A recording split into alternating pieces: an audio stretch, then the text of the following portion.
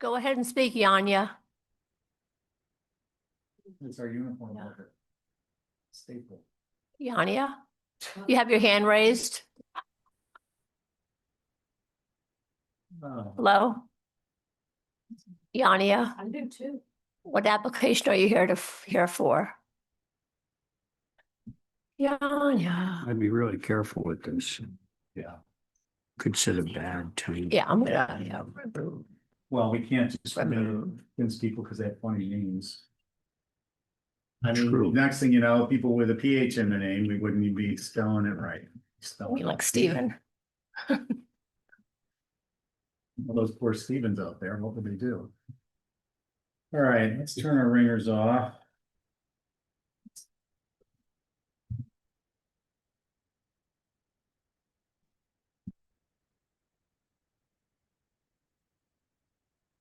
Yep. Kathy, while you're doing that, we're gonna take a 20-second cognitive reset. Everybody, take a breath, couple few deep breaths, relax. Refocus.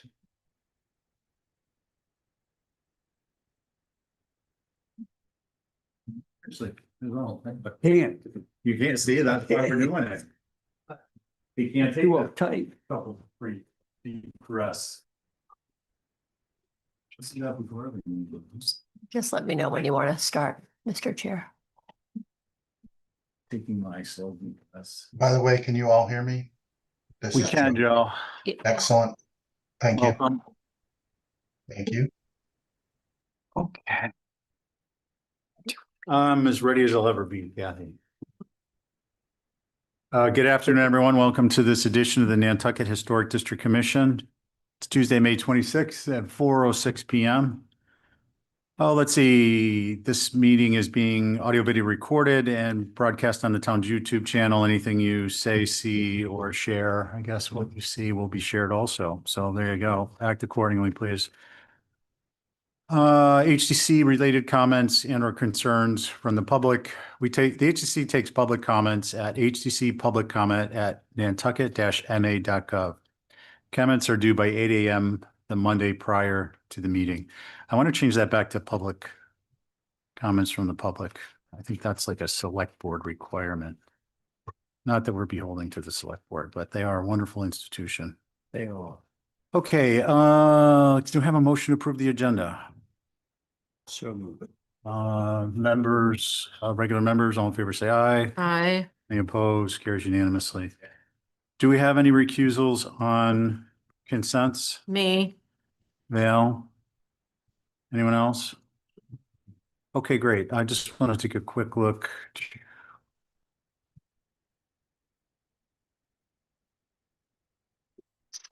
Okay, good.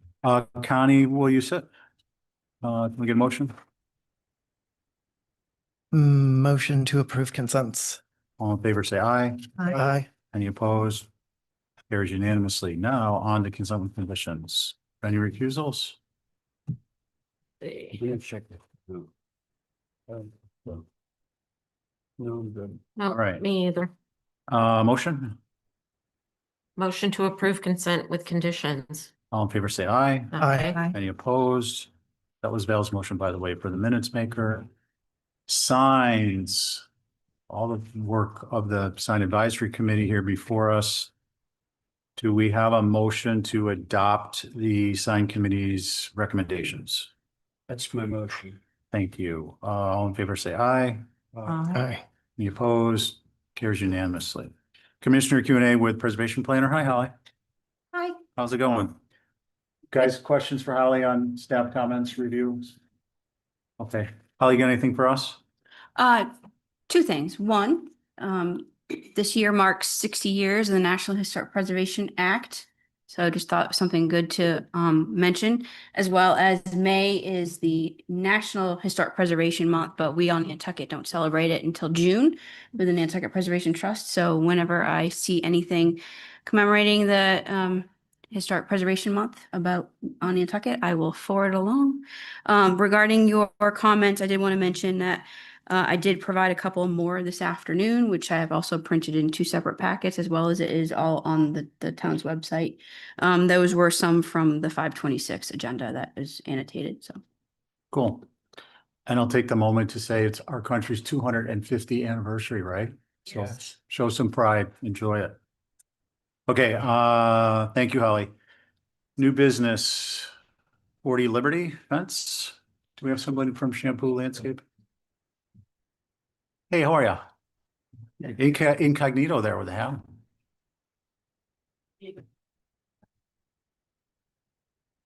So. We'll pull up the site plan and if you just want to comment on the site plan and we'll take it from there. Oh, and just identify yourself for the record into the mic. This is Carolyn Durant. Thanks, Carolyn.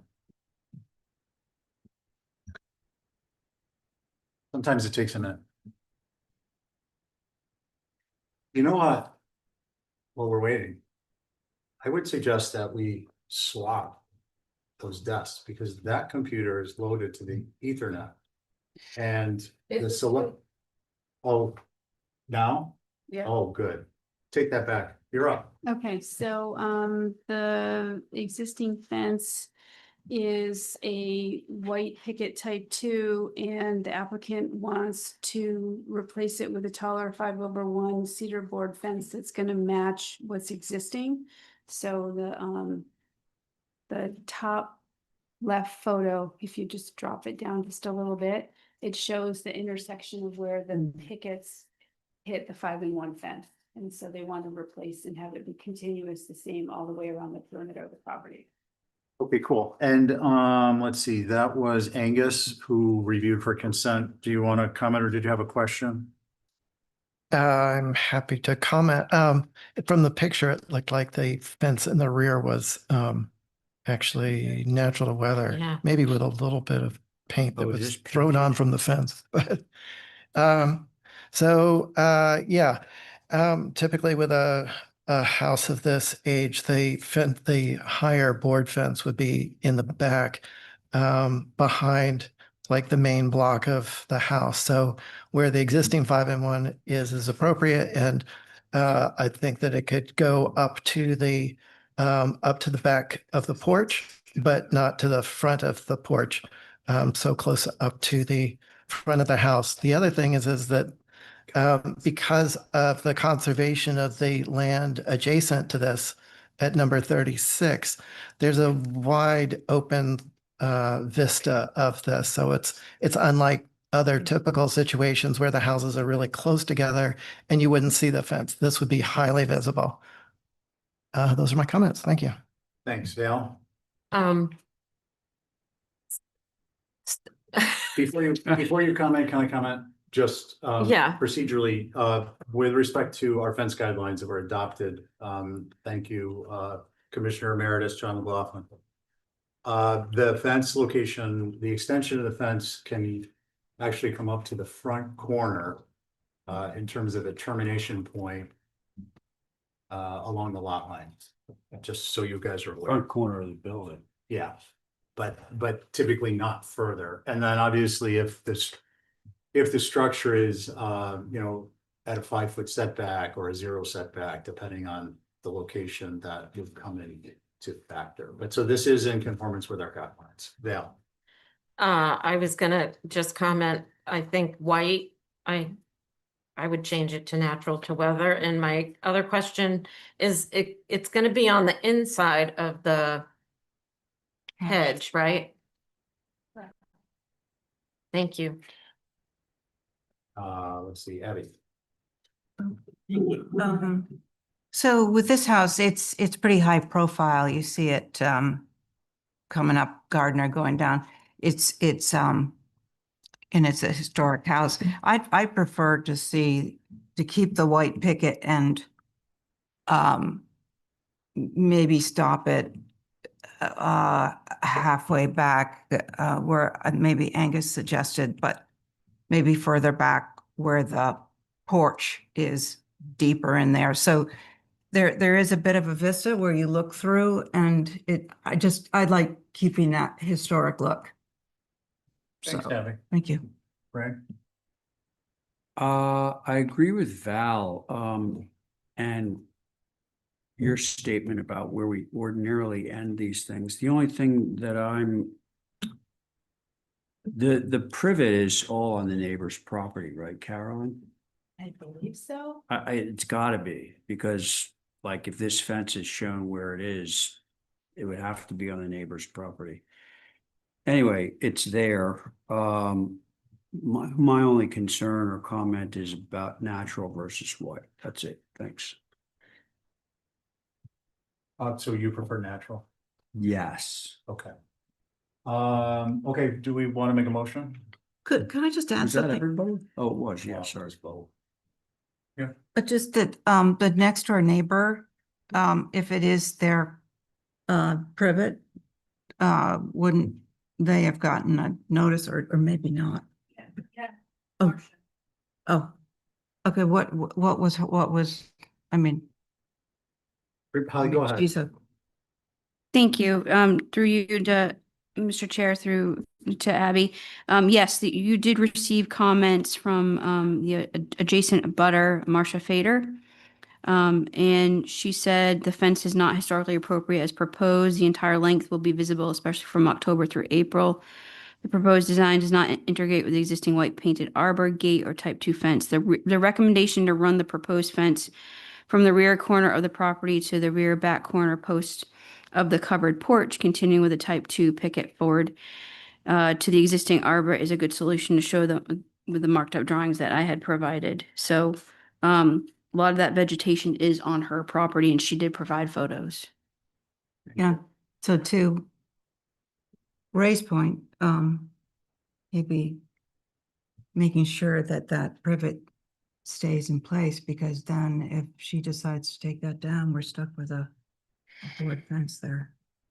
I think if it gets taken, if she takes down her own privet, she's gonna be stuck with a board fence. Well, but we all are though. Well, it's, I don't, I mean, we're talking for the community, right? right, but I mean, this is viewed obliquely from the front yard. It's, I'm gonna stick with the comments. I'm gonna stick with, go ahead, Betty.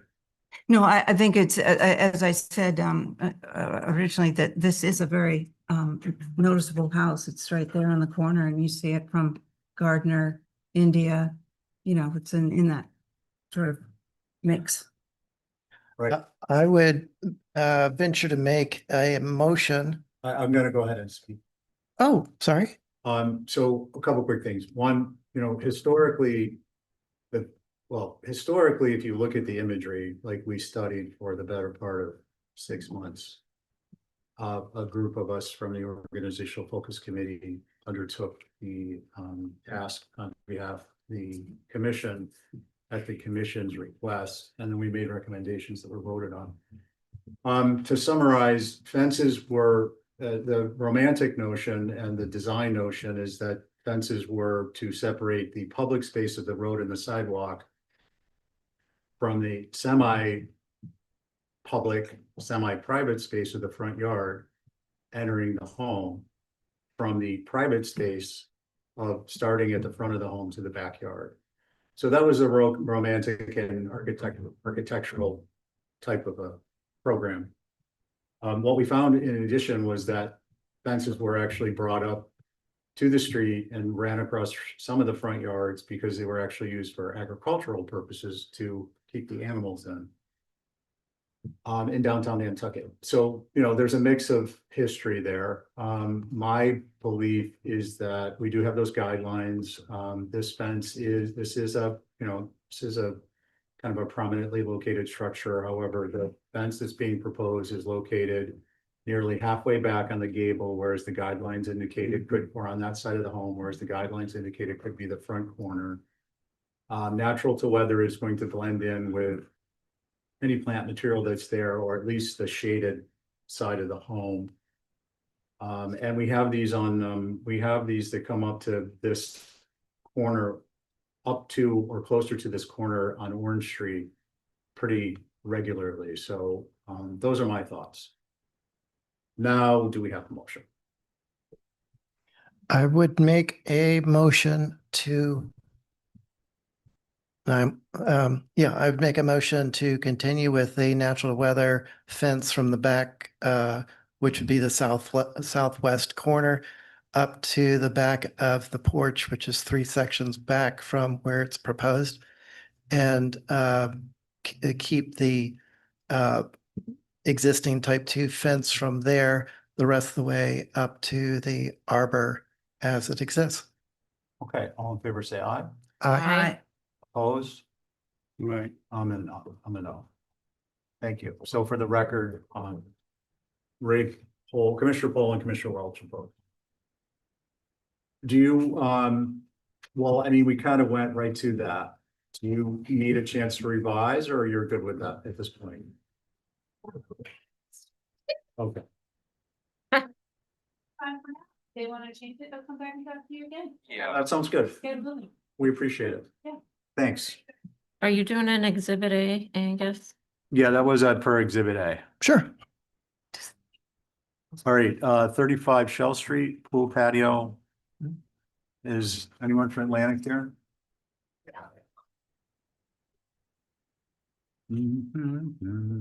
Lindsay, did you want to screen share?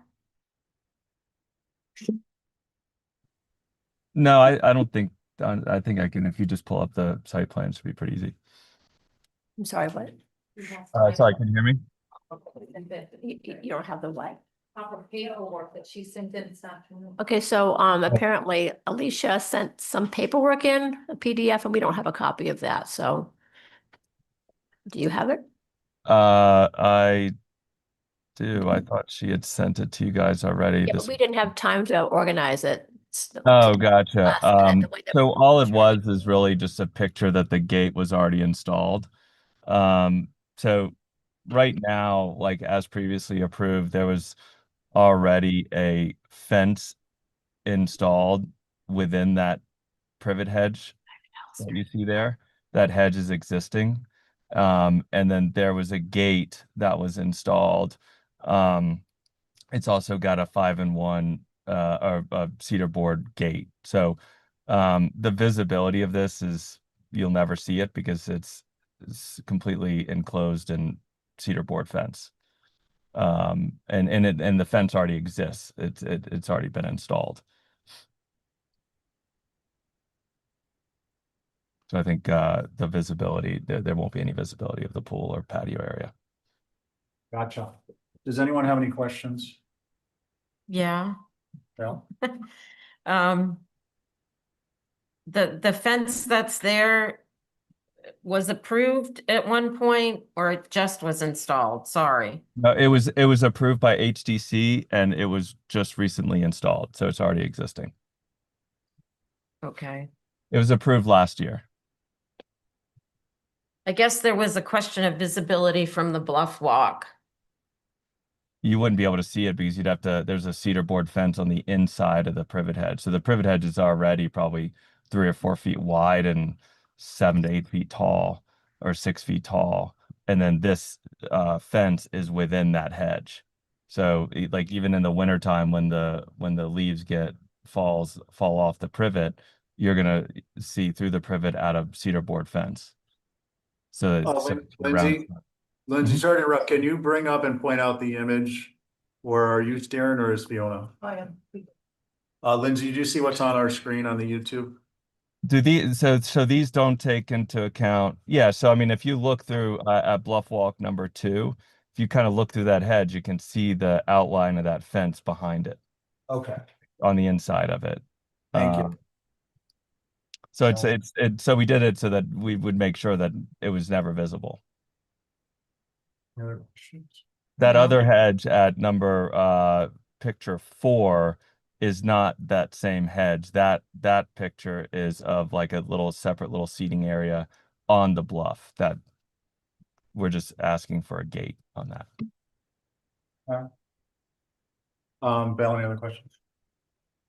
Not at the moment, thank you. Would you want to comment? I think given the hedge and the fence already exists, I can't comment on something I can't see. Sounds like a good one for not visible time of inspection or thereafter. Yeah. Patty? Yeah, I don't think I have a problem with this, but is this, so do you enter this little brick patio and the gate, I don't know if I'm getting this right, from Nosegay? Is that, what is this gate coming, where would you be coming from if you're using this gate? So you see you're talking about the other one where the gate is on the bluff? Yeah.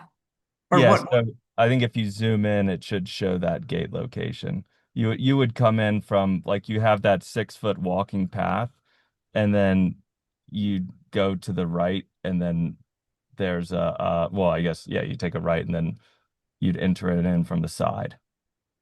Yeah.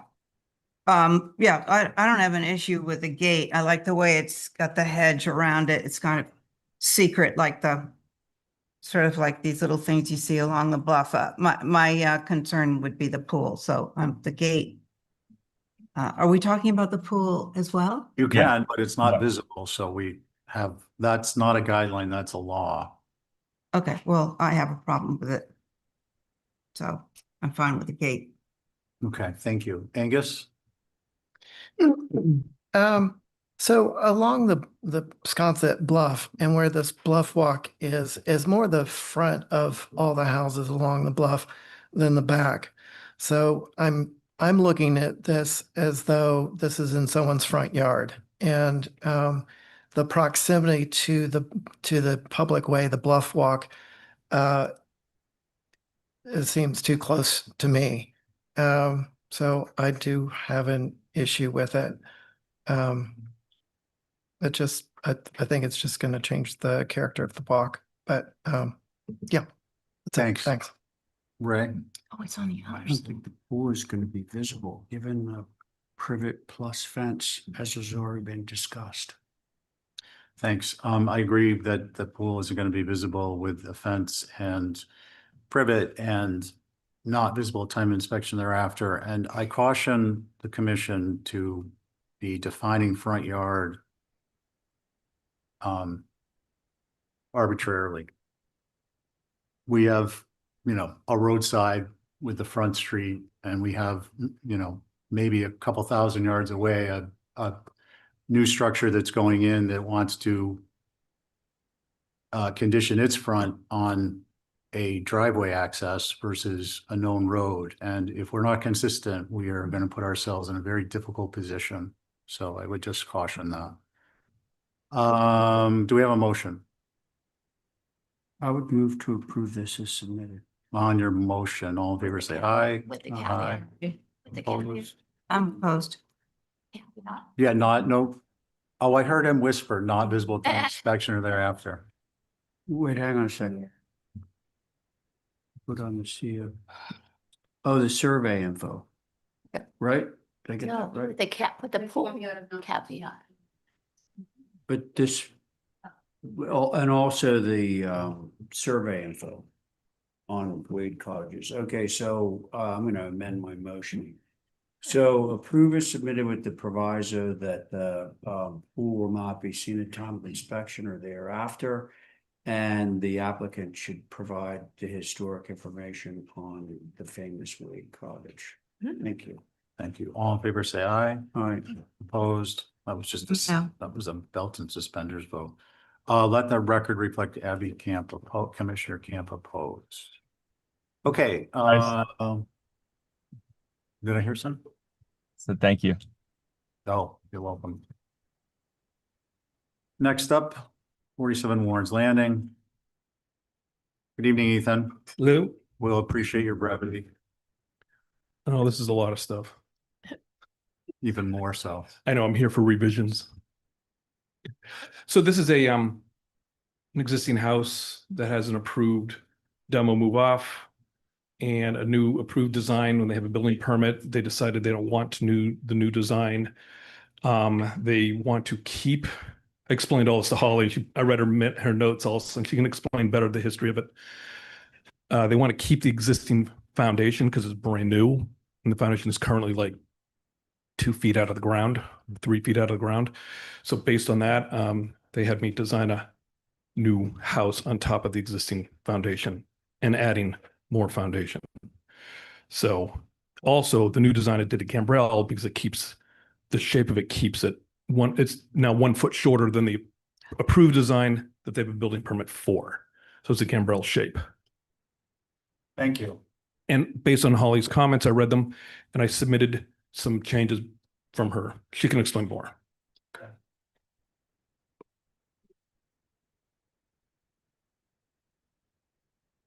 Yep, that's what I submitted to Holly. So some simplifications.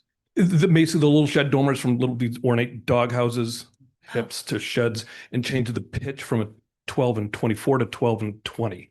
Okay, well, I want to just take a quick look at this, so we're having a discussion about the same presentation. Can we go to the next sheet? Also, little things like the exposed concrete parge foundation, I'm cladding with brick veneer to not look at cement. And it's wood roof, cedar natural weather. The colors are matching my house on 6 Nantucket Road. It's the corner of Nantucket Road and Wind Street. There's a little gambrel there that's gray with the black color, the same concept. And did this, I didn't see this when I reviewed for consent. Is it in the packet? It was, It is not. oh, not this Not auction. this I just did today. Right, so can we please just take a look at what's up here? So we are all kind of, I would like to get questions asked if we have any. Can we go back to the first sheet?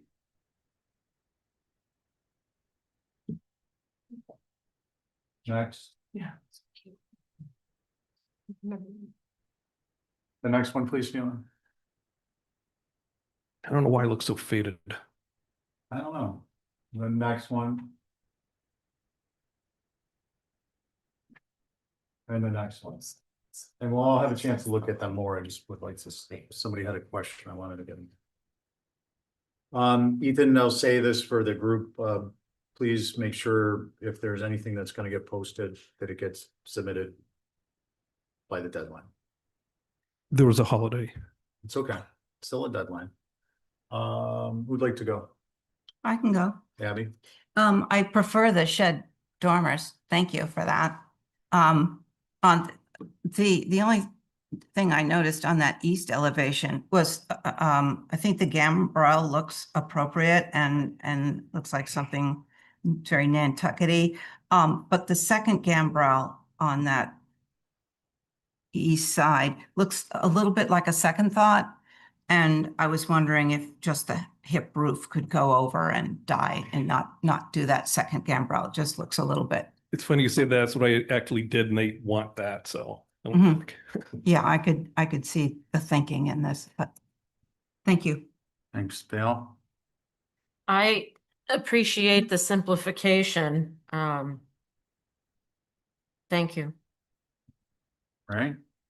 What are the colors here, Ethan? It's the Nantucket gray. Okay, I guess I'm less concerned about the buildup. The rakes seem quite large. If that was white, I'd be like quite concerned. And I also agree with Abby. So let me just, Abby's comment, let me make sure I got that right. On the west elevation, a little subordinate gambrel. East. East. Oh, east. Yeah, I thought maybe the hip could just, East. instead of having that second gambrel. the tiny Oh, one. yeah, absolutely, definitely. Yes, in favor of that. Can you turn to the east elevation, please?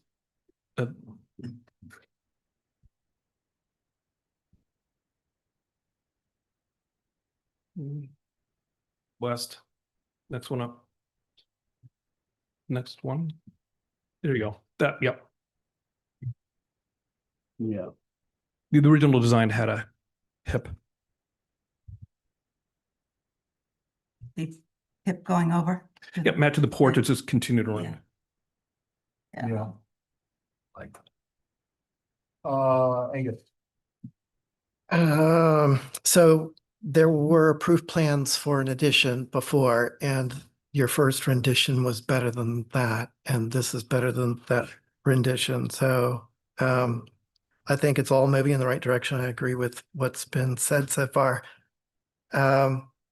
Just to clarify, so the doors and sash there, are they Nantucket gray as well, or are they something else? Through the chair. If we go to the first page, I have it written there. I can't remember. It's been so long when I filed this, but I'm sorry, I'm on that option, so it doesn't have yeah, a sorry. application.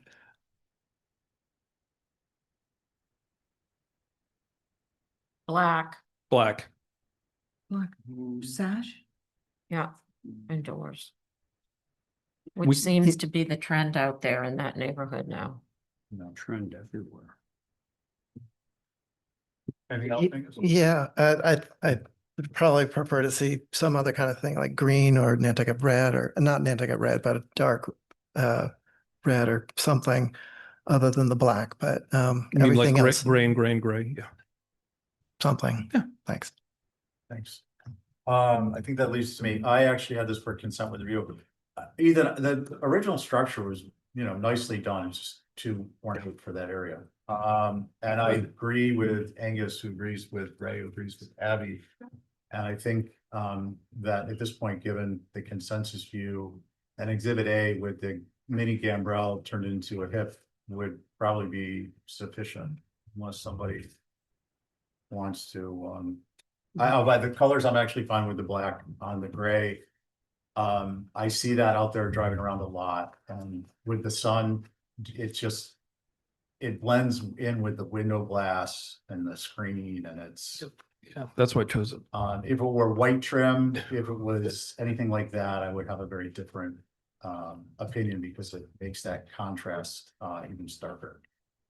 What would we like to do, folks? Motion to approve is submitted with the option received today. With the little gambrel or without it? Oh, On the east? The hip, you mean? Yeah. Yeah, with the mini gambrel removed, replaced with a hip. taking rid of that. There was a 4-person support on that. just so you Okay, know. I'm okay with that. So- So let me amend my motion to approve with the change of making the smaller gambrel mass a hip that matches the porch that it's akin to. And that'll be exhibit A. Okay, No smoking. All in favor, say aye. I, Any opposed? Thank you. Thanks, Ethan. Okay, thank you for saving us some time too, Holly. Free Station Street. Greg, good evening. Good evening. How are we doing today? I'm doing very well. Thank you. That's better than the alternative, right? Yeah, absolutely. All right, if you'd identify your cell phone name for the record, and when you see the site plan, you could launch into what's going on. Sure. I think briefly with, given it's a window replacement. Okay, yeah, Jake Roberts, by way of renewal by Anderson in regards to the Folger property there at 3 Station Street. Some point vinyl windows were done there and they obviously didn't last very long. So we're looking to replace all the windows like for like, with the exception of where you see 101. And on the other, that side of the home, there's 3 double hungs mulled together. So what we're looking to do in unit 101 is a 1-2-1 casement window. Basically in that opening where outside trimmed at, keeping the same exterior openings. And then in unit 113, we're looking to do a patio door where the 3 windows are existing. Okay, thank you. Does anyone have any questions for Greg? I do. And I'm Jake. Greg's the GM. I know his name's on there, but I think Greg's gonna come in and meet with you guys on Thursday. we don't meet on Thursday. With staff, with us. Oh, What is a 1-2-1 casement? So a 1-2-1 casement is your picture window in the middle is 50% of the opening, and then your flankers are 25, so it's an even dimension.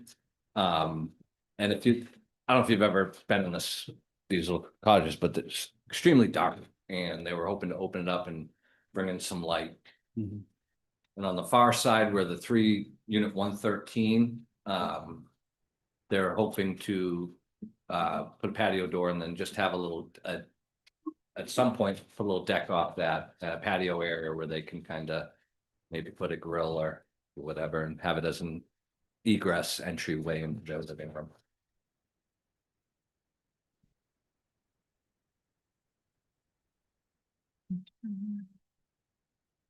Well, I was asking the question about the 1-2-1, but I can actually continue. So, I can bring up a picture of it if you want to see. no, I think the mitigating circumstance here is that the replacement windows that are currently in place are abysmal. Yeah. They're about as bad as you can Yeah. get. So I see this as a net benefit. That's it for me. Abby? Well, so I hate to go over this again, but on the 113, where you say the 1-2-1-2. No, 113 there is going to be a patio slider. Okay, no 3 windows, they're just gonna be a It's going to be one 2-panel slider. 2-panel slider, okay. And where is this 1-2-1-2? Window That'll be 101. Yeah, on the front of the home where there are right there. And existing, there's 2 double hungs. That whole opening on the right-hand side. So the configuration of the 101 will be, you'll still have two windows or, It'll be one large unit. yeah, And basically where you see the shutter system now, that's gonna be a clear window. A okay, picture window. Like a and then picture where the window. double hungs are, they'll be about, I think maybe 6 inches less in width at the most. And those will be your flankers, but it's a 1-unit window. and is the configuration of the panes, are they still 1/1s or what is? Everything's clear glass, yeah, like for like. Okay. Yeah, no muntins are existing and they want to kind of keep it that way as far as clear glass. All right. What is the age of this building? 1930. 1929. Yeah, gosh, if you're going to the trouble of changing the windows, I wish we were going to some 6/6s, something more traditional, but that's my comment, so. Thank you. Thanks. Let's see, Angus. Thank you. Um, if we're doing like for like, I get it, you know, it's a 1/1 and, you know, replace like kind. Um, uh, my only issue would be that, you know, the old windows that came out had a certain profile to them, and now that's, you know, it's been replaced, and here's an opportunity with them going back in to get something that matches the profiles, the Nantucket profile that existed back when the house was built. And so also if it's a like for like situation, I would not be in favor of the picture window going on the front of the house. I'd stick with the existing 2/2s. If it were on the back or someplace where it really wasn't visible, I would be more amenable to that. Thank you. Thanks. Dale. The 101 window is my concern. It's unclear as to what size the middle picture unit's gonna be and what the two double hung on the side's gonna be. Yeah, so that existing opening right there, and again, like if I can just, like where we're building that is gonna be where you see the outside trim on both double hungs. It's gonna be in that casing. We're not going out any further or any higher or lower. But the double hungs are gonna be narrower. The flankers will, yeah, I can probably pull up. Exactly. Yeah, you know what, Greg, we need, Jake's, but- I think given the age of the structure, we need to get some additional information. We're gonna need to get some dimensions of the windows. in You the should have windows- all that, Excuse me. like, In the window Oh. schedule? oh, I'm sorry, I thought for the. No, application. we're, you know, we're just, I mean, I appreciate you putting in the quotes, but we're not. This goes through a process, and part of that process is that someone needs to go out and inspect the work, and part of that inspection is having information that is handily and readily available. That holds true for the commissioners also. So, for instance, I'm looking at the window survey and I'm not seeing dimensions of what's there, and I'm not seeing a window schedule that indicates dimensions of what's being replaced side by side. I'm seeing a narrative from a window company, which isn't really appropriate given the age of the structure, number one. Number two, not to cut off discussion, but there's no sense going through discussion when we have commissioners who have a concern about having the information. So I think what we need to see is a window schedule. We need to see a window survey that includes the dimensions of the window, jam to jam. And then we need to see a window schedule of what's proposed jam to jam. And then we have a better understanding. We also have a record that those windows are going to be bigger. That is to say, larger, wider, and taller, because the units that are in there now don't extend the full width. Correct? The existing windows? The new ones are going to be wider and taller, correct? No, the new windows are gonna be in the same openings that are there now. Right, and because they do, and these are also Andersons? Correct, yep. Okay, so that's my third point. I'm concerned about having Andersons in these. These, to my mind, should be a window that's like a Boston sash, which has a historical profile. They have double pane. And even if it is just the profile of the sash around the perimeter where it touches the glass, I think it's an important element. That's three. Number four, personally, I think the most appropriate solution here is at least a 6/1, or I should say, at least a 6/1 versus a 1/1. Mr. Chair. Yep. For the record, Oh, excuse me. This was proposed to staff as a like kind, and we just found out tonight that two of the windows are not like kind. One was changing to a sliding glass door and the other one was changing. So just so you all know, Yeah. we just found that out tonight. Kind of underscores the point. Right. Now we can turn this around pretty quickly if you turn it around pretty quickly. Yeah. So, you know, I'm not looking to delay this. We're asking for more information. Some of this is, you know, on the applicant's agent with respect to there's a change in what's being proposed from like kind. So the threshold of what's required to be reviewed has changed. And yeah, does anyone have any concerns with that approach?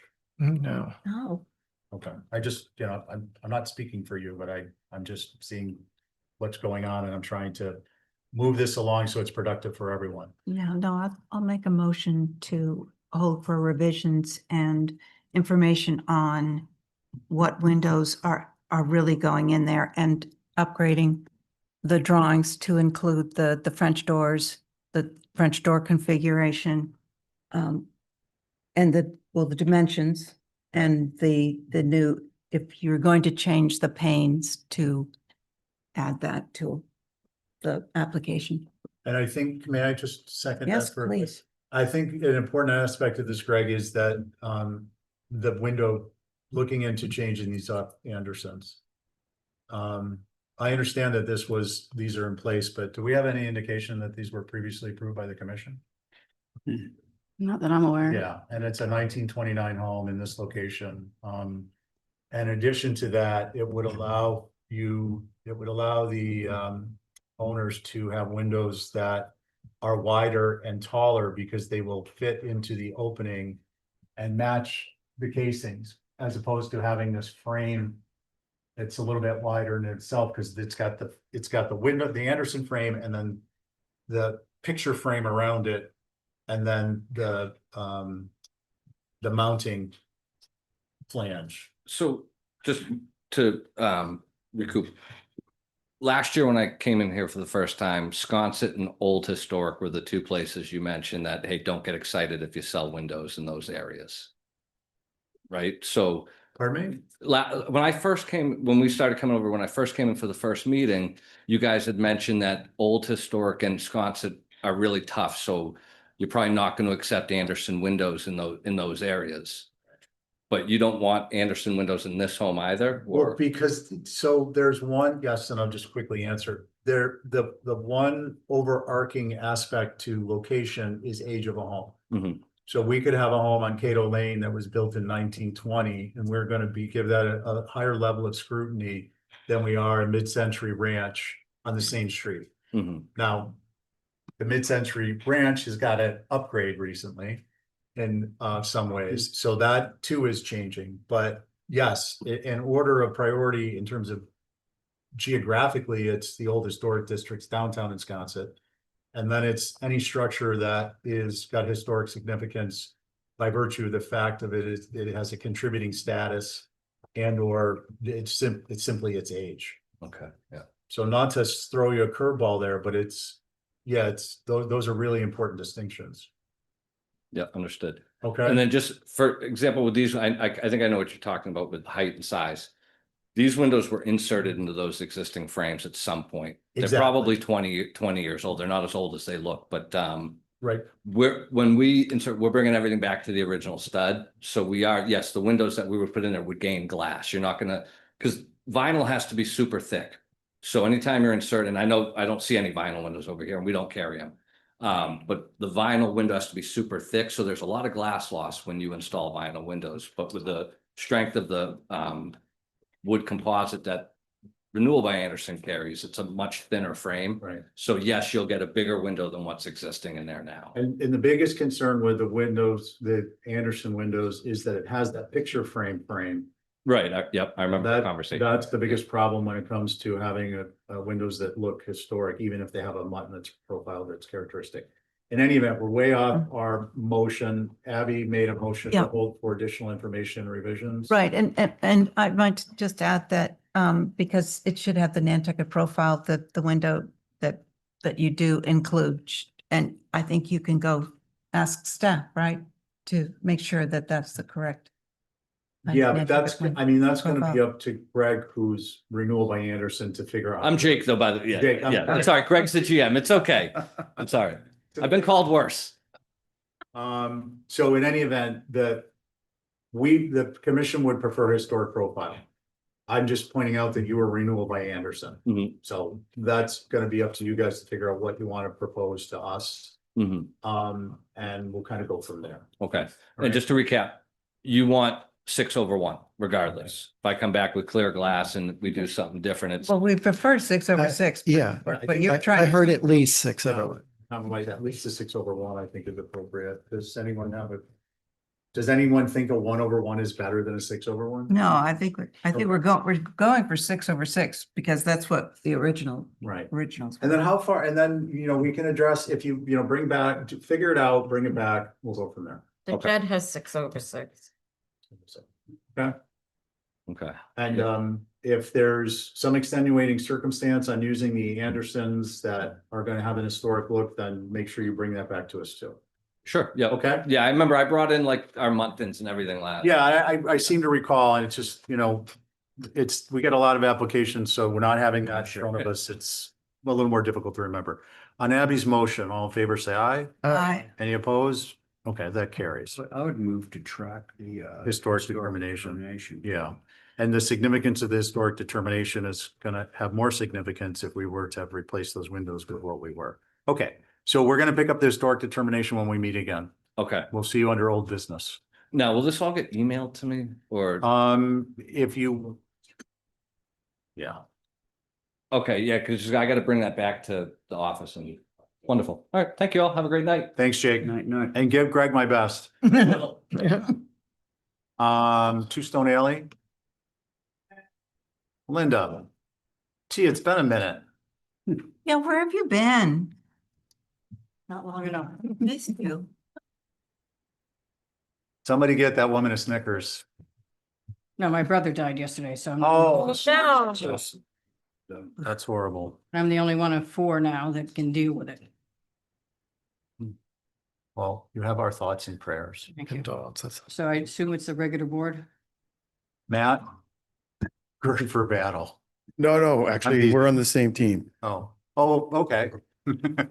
I know, so surprised. Okay, why doesn't one of you give us the rundown here? I think we've previewed it, so, Can I just give a little bit of background, Linda, if that's okay? yeah, Well, just a maybe. little bit. Real quick. So you've obviously seen this property multiple times and we got over the finish line.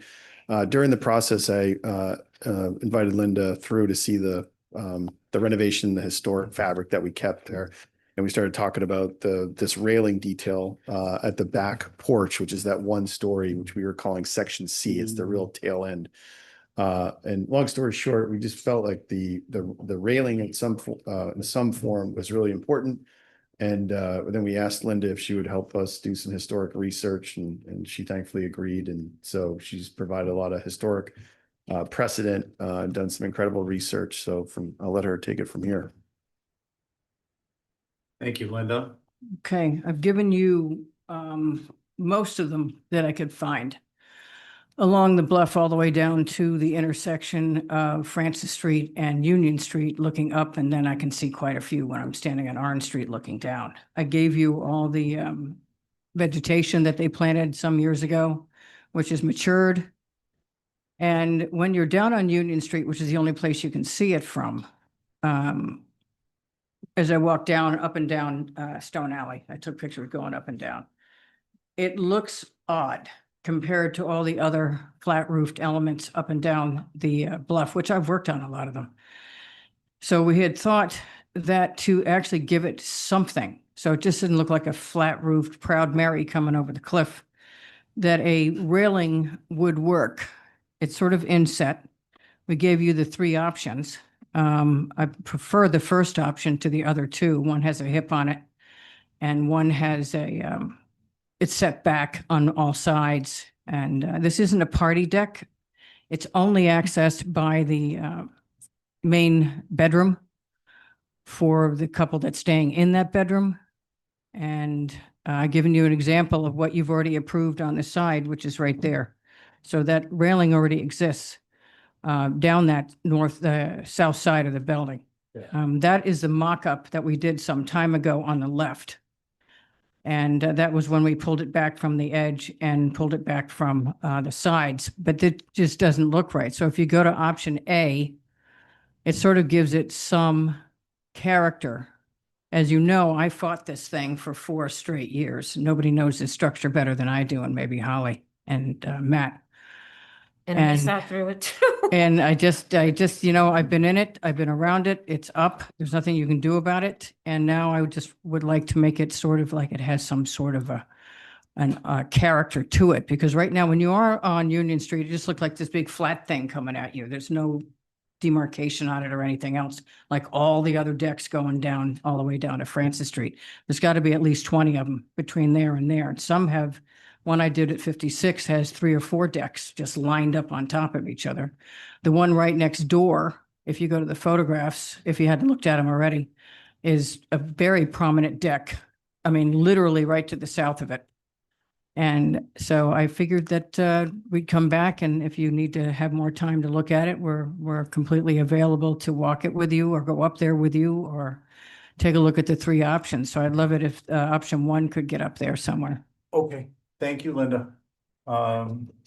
Any questions for Linda? Can we actually go to the elevation drawings? It's rebooting. I believe there are 3 sections, 3 different sections of this because it was too big to put into one We section. gotta move, we gotta switch computers next time not this, cheap. or get a new one. Let's be starting now. Yeah, Who had them up? Who had it just up there? It might take a few minutes, I'm sorry, because we got the workhorse computer over there doing light work and the little tiny laptop over here overheating. Well, it's always gremlins in this room. Yeah, well, none of the other boards use this configuration. We need to switch. I know the Concom, we don't use this configuration. The select board, the planning board, anything heavy duty is on that machine. Yeah. actually it's Linda's submission, so locating the copy is going to take me. It's probably the first of the 3. Who had it up there just a second ago? Uh,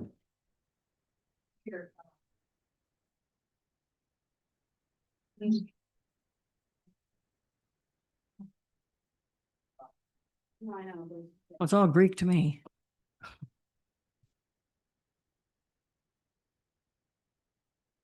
we could just approve an option if you guys feel like doing that. Yeah. Sorry, You guys have them in your own wasn't computer, prepared though. to share, I'm sorry.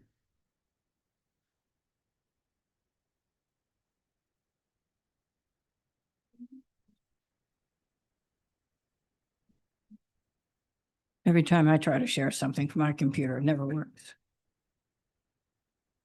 We're the engine that keeps Nantucket going. On one cylinder. Logging in. We could start a conversation if you Yeah, wanted. so you can make me a hope. Matt, cross please. Oh, who's doing this right now? Ray? Really? I'm very much in favor of option A. I think it sort of brings the whole railing down. I mean, doesn't really bring it down, but it makes it less impactful. I think that this wing looks a little naked without a railing on top. I mean, we see these little sort of decorative rails all over the place. I'm sure Linda's taken plenty of pictures of those. Further, the option C where the railing is full height and then set back 1 bay, I've always felt like that looks a little Weird. weird. Yeah. Weird. So option A, I'm very comfortable with that one. Thank you. Thanks, Abby. Yeah, so I think I would be okay, if option A, if the balustrade had some details to it, like, you know, how you see more decorative or that might have some solid bays in it, so that's not completely, because when you're looking at that, is it the East, I don't know, the one that's east faces Union. You know, the one on the side that goes back towards the inside of the island, Oh. not towards town. What's that? South. Yeah, so the south side where you already have a balustrade, Mm-hmm. it just looks like a very large continuation, too much balustrade. So if it was if it was differentiated by how you filled in between the posts, like I've seen some decorative ones that are solid, maybe they have some peekaboo holes like a Swiss chalet or something. But yeah, so I'd like to see some differentiation in that balustrade. I think Abby, the reason why we didn't is because we wanted to keep it as subdued as possible and not draw attention to it. Yeah. And if I think we Right. gussy it up, So- it's going to draw attention to it, maybe. So, yeah, that's a good point. But also is it down, like if you were standing on that, where would that balustrade be on like a 6-foot person? Is it, Probably about 36 inches. Probably here on me. okay. Okay. So it is, It's set back. I mean, it's set down because it's set, the whole thing Yeah, is set okay. up there. all right, thank you. Val? I think it's odd all the way around. We spent a lot of time on this over all the years we looked at this, and I think part of the issue is that it's so darn big, the deck that's up there, whether one person uses it or 10. If I was gonna pick one, I'd pick the last one, which it looks just like a roof from somewhere, but it's just big and it just offsets the house. That's very simple, that's there. Thank you. Angus? Thank you. I agree with Val. There are examples of porches that have decks above them, but they're generally not very visible. And this is a large addition to this house and highly visible on a historic path and seen from Union Street. Yeah, this would typically have a hipped roof. And if you look at the rest of the building and the trim, it's very simple. And so this porch has already a lot of detail and buildup. And the idea of adding another, I don't know, foot or so of buildup of moldings and trim and gutters and everything. It just, I haven't seen really anything like it. And it's not especially well detailed. They're just a bunch of lines in the elevation. I would say of the options that the option A is the, least inappropriate, but all of them, I don't think work with this house. And I feel like we've been here before, we've reviewed it for years, and this is something that's just coming back again that we had already rejected. So, yeah, I'm sorry for Actually, it was taking time never with it again. rejected. It was withdrawn. No, Thank you. I think the concept of it being rejected was meant to be that it wasn't accepted and then it was withdrawn. Yeah, well, So we never went anywhere with it. regardless, it wasn't denied. Can we go to option A, please? Yeah, so I'd like to see this with a crosswalk. I'm not saying that's what I'm gonna approve, but I would like to see with a crosswalk. I will go back. I want to comment briefly, though, historically. This structure gives me, I wake up with cold sweats thinking about this building. The amount of time we put into it. The idea of the abbreviated depth and width were a nod to compromise. Are you talking about C? I'm talking about where it came from, where we had the mock-up, where it was set back. That was option C, basically. Yeah. And can we go back to C? It just looks unfinished though. B has the hip roof around it. Yeah. Okay, sorry. For what it's worth, Mr. See, Chair. I mean, to me, C just looks inappropriate because it's. Weird. It looks like a deck on top of a roof, Yeah. not part, and it's not an integrated solution. So personally, I would like to see a revision alternative that has the crossbuck. I don't know if that's a solution or not, but for with respect to option A. And I'm concerned the balusters up there, it's just too busy, and I'd like to see if we can kind of make this blend away a little bit. I understand there's not vocabulary elsewhere on the structure for that, but maybe you can also look at that now. Sure. Mhm. And also maybe Abby's comment. This is an important one, obviously, we all know that, so a little bit extra time, I think we'd appreciate it. Okay. Yeah, we appreciate your time on this, and I think Linda will attribute. I think one of the reasons she agreed to work on this with us is that when we walked through, we kept a lot of the original fabric, the foundation, the structure, the framing. So if you get a chance, check it out. I think it came out really great. Yes.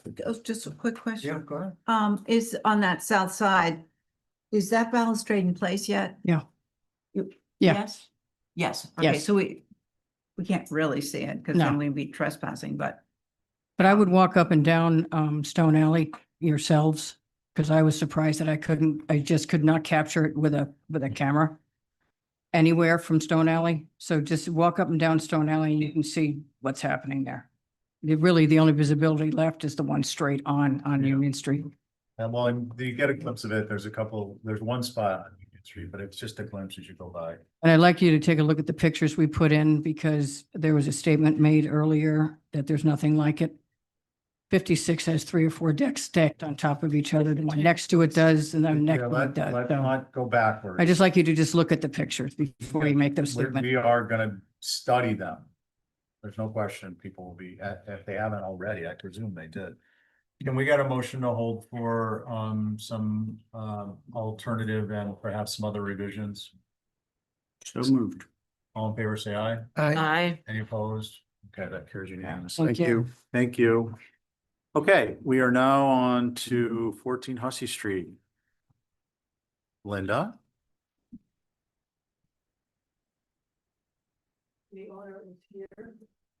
All right. This came in on October 7th, 2025. Because it was flagged as an as-built situation for a hardscape. The person that was hired to do some work went a little bonkers. So listening to it and doing a almost verbatim of what went on at that meeting was very confusing as to who, what, where, and why. I did get out of it that you wanted us to remove the post caps. This was done within the last couple of days after we already put stuff in, so I show you what it looks like now without the post caps. And I know Angus wanted the plantings put back, which were put back. I already saw. Linda, these are online? No, I just got them. The printing press was broken? I went over there, so. Yes, I understand. Just make sure digital version gets submitted to staff though, right? Okay, expansive, Rick. So the things were to put the plantings back against the foundation, which were done. And get rid of the post caps, which was done. And on the plan that we gave you with the application was to run, like several in the pictures I gave you, run a single course of Belgian block from the sidewalk straight back to that door. The things changed when you guys approved that side door. There was no side door, it was a window before. So now that there's a door going into that structure, that's why the sidewalk, the driveway was actually moved and filled in all the way to that corner. So we solved the post cap issue. We solved the foundation plantings issue. And we're asking to be able to put a soldier's course going straight back to the door to separate the walkway like some others around India and Hussey have. As far as the Wait, I'm Harry, sorry, Linda, please repeat. You're asking to put in what? a single course straight back to the door, separating the parking area from the door's walkway. Gotcha. There are other ones on India and Hussey. I didn't go all over. I went India and Hussey. And more than half of them have herringbone in the driveway. Some even put the herringbone in the walkway. Gotcha. Anything else you're requesting? No, what you did talk about running the fence back to the telephone pole. If you wanted us to continue the fence back, now that we've put the plantings in, which were not there before, we could put the fence back to the telephone pole because that's where it originally ended before the door was added, and put a gate there. But it seems kind of ridiculous to do that when you just need to separate the walkway from the parking area. We did not, contrary to some comments before, did not change the driveway access. That is exactly the driveway access. We didn't touch the curb. We didn't make the access wider. That's the width that it was. What it did is it just went off at a crazy angle towards the left side of that garage. And then the door came in, and that's why it was filled in to have a walkway straight to the door. So it's up to you guys. But we did almost everything you asked us to do, except put that probably a 5-foot, 4-foot section of fence back. Okay. Does anyone have any questions for Linda? I do. Go ahead, Bill. I'm looking at what was online. And I agree, the curve was there, but there seems to be an extra piece of granite now. No, we Which couldn't, it's not showing in the pictures you just gave us. we didn't touch this. This was there. I don't know when that picture was, but I can tell you right now, we're not allowed to touch it. It belongs to the town. Are you talking about beyond the curb? Yeah. There's only one side is what you're getting. It's gonna get in the way, so they won't be- I just want to know what's what it's supposed to be. That was on their property. I believe they removed it when they straightened the driveway out. But the curb wasn't touched. This side. Let's see. So the drawing It right was there, across the sidewalk. the drawing right there shows the soldier course You know, I mean. and the entrance to the door. It's just such a large break. Okay, I have a question. Angus, go ahead. Through the chair, that line that is there, that dotted dash line, from the curb cut back to the house, is that where the driveway was? It went off at a wacky angle back to the house. Here? The only thing that was removed was that, see the two hedges right there, the two plants, those were removed. That section, that was about 4 feet to the pole. That's how we gauged it off the pole. Any other questions? So, what is that dashed line? That dash line is where the soldier course of Belgian block separating the driveway from the walkway to the door. No, wasn't not there. Not that, You're talking about the this. angled one? the angled one. That's where the driveway used to be. That was my question. Thank Yeah. you. Kind of weird. Linda, what's the width of the walkway now? Showing like 3 feet? 3 feet maybe, Okay, at most, really, yeah, okay. put the plants Any back. other questions? Can I make a suggestion for you? And I like everybody to look at the pictures as well of everybody else on Hussey and India. Thank you. They're worse than this. Thank you. Can I make a suggestion for you guys to consider? It's worth it. I think, Linda, for consideration of the members, just is that these two be flipped. Put the 3-foot brick against the house, put the plant material, maybe not as big and as bushy where the walkway is. Extend the fence over. You can put a walkway through here from the driveway through the plants. These could be boxwood or something else. You'd have as wide of a walkway as you have now, it would just be against the house. And it could start up here. You can come over. You could start here and come over. And then the plant material would be here and it would create a needed separation in that very large expansive brick. Except that you asked us to put the plants specifically back against the foundation in the last meeting.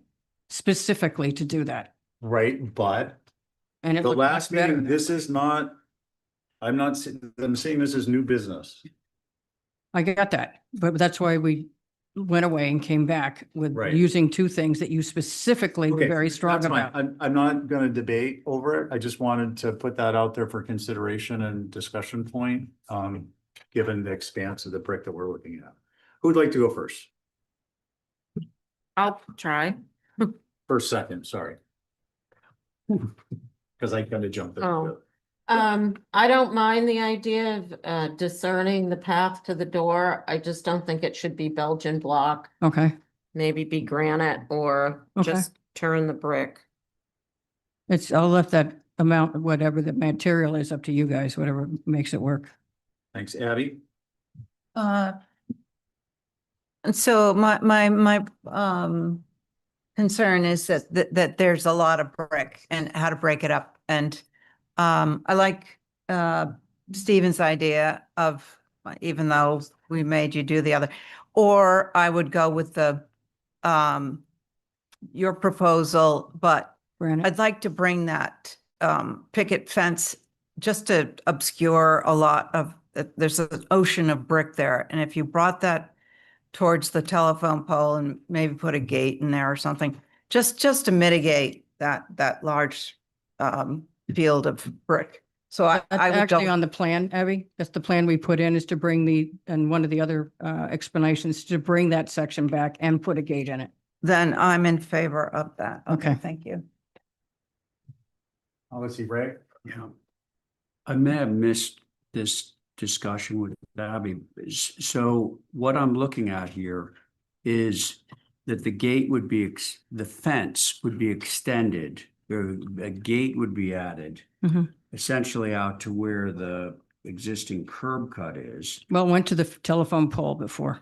Telephone pole, Yep. okay, so, and then, behind that fence would be some of this vegetation, whatever happens, boxwood, I guess.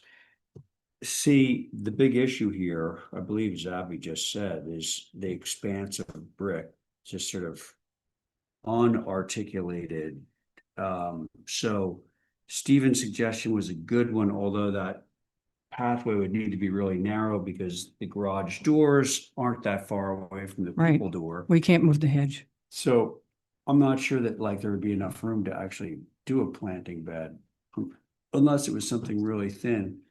So, excuse me, barring that, continuing the fence as your Okay. plan shows, adding a gate, Okay, adding the vegetation on the side so that we're not just looking at this big wide open landing strip of brick, I think would be a measure that might get us there. do you like Val's suggestion that it be Oh, granite Linda. instead of Belgian block? Let's let the board finish its deliberation and then we can ask questions, okay? Angus, did you go? Not yet. Thank you. So when we reviewed this before, I thought we left it that it was basically going to go back to the photos that were from, Street View or whatever, that showed the fence coming over to in line with the curb cut. And the vegetation was going to be put back into that triangle where a path is shown and where brick was put down. So I mean, if that was the approval, I don't know why we're looking at something different than that.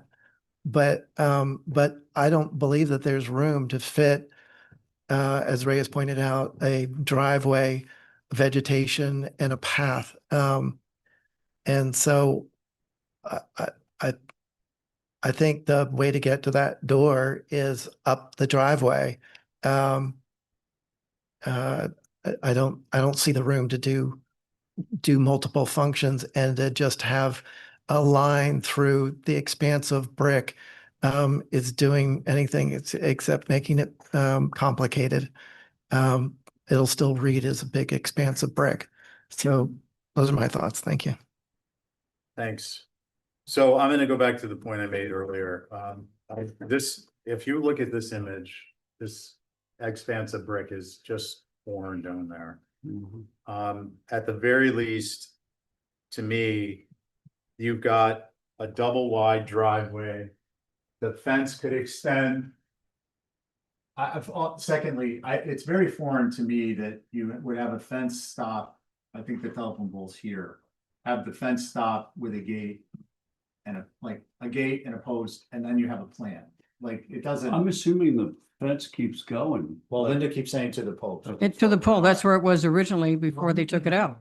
So for me, the idea that you would have a fence, the fence would have to come all the way over to here. Yeah, Mhm. yeah, agree. And then I think it would even have to return like a couple of feet, and you still have room to get in and out of the driveway.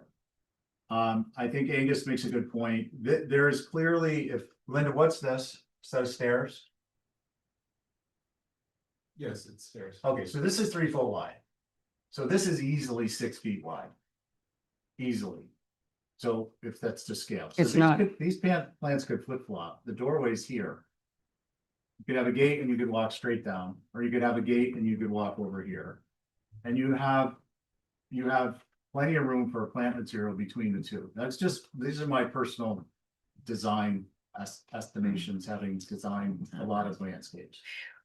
But for me, without question, the fence needs to extend over past the vegetation, and it needs to return. And then the question becomes what happens here? And I think Angus makes a good point. This could be a fence, and it could come over and it could come down. And then you could, enter a path halfway back as opposed to from the street. So you could come in the drive and you could run the path here. I mean, this is a garage entry door. It's not the front door. It's not the side door of the structure. So it seems to me that there's definitely some room to There's work on a parking in there. design that minimizes. There's actually a dwelling unit in that building. That's why that is the front door to that dwelling unit. Okay, well. Regardless, there's at least 6 feet of space there, perhaps more, given the pretty scale of the drawing. There actually isn't if you go look at it. Well, I then. mean, I read on the site, you gotta So see then, it. Linda, I don't want to argue with you, please. Either that, either the drawing is accurate and there's at least 6 feet, or the drawing is inaccurate and there isn't. So we should have an accurate drawing. What do you guys want to do with this? Then make a motion to hold for revisions. Val, you want to second that for discussion? Yeah, please. Linda, you gave us a picture online submission of Chestnut Street, how the picket fence winds around the parking. Why couldn't it? Here. Here, put a gate in wherever you want, and it then is separated from this. It's a staff. I can't move the foliage, so I would put a fence would work there like, Talk about foliage. There's no foliage right here. right, that's good. Okay, I think there's a lot of ideas. Yeah, I think you've got the idea. We're definitely looking for some revisions. This has struck a chord with people. And, given just the expanse of the brick. So, on, Angus's motion, hold for revisions, all in favor, say aye. Aye. Any opposed? Okay, that carries. Who's the alternates here? Who's up there? with Joe? Joe and Connie, and is Carrie with us? Yeah. So Joe's an alternate, Connie's an alternate. Connie, okay.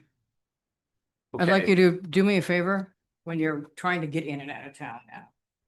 Is drive down Hussey Street and then go back and drive down India Street and look at the ones that are even bigger than this one. Especially the one right next door to this one is much bigger than this one. You know what? I drove by this very house today and I marveled at the size of the The driveway. one next to it is. I pretty was big. at 25, I Yeah. swear to God. So I want you guys to Give me just a- drive up one, drive Yeah. up the other, and then get stuck in traffic. Okay, and we'll go from there. So we're on to 12 Trotz Hill Road. I believe Ray is refusing to rep, not recusing, repping. I had the Oh, and on my consent list, and I do think it's consentable, but I just wanted other people's input because it's a house, big house and a garage. I Gotcha. think it's nice. Okay, thank you, Val. Okay, plus I get to stand on my soapbox. Thank you, Val. Don't slip. we'll have no soapboxes here. Okay, when you're ready.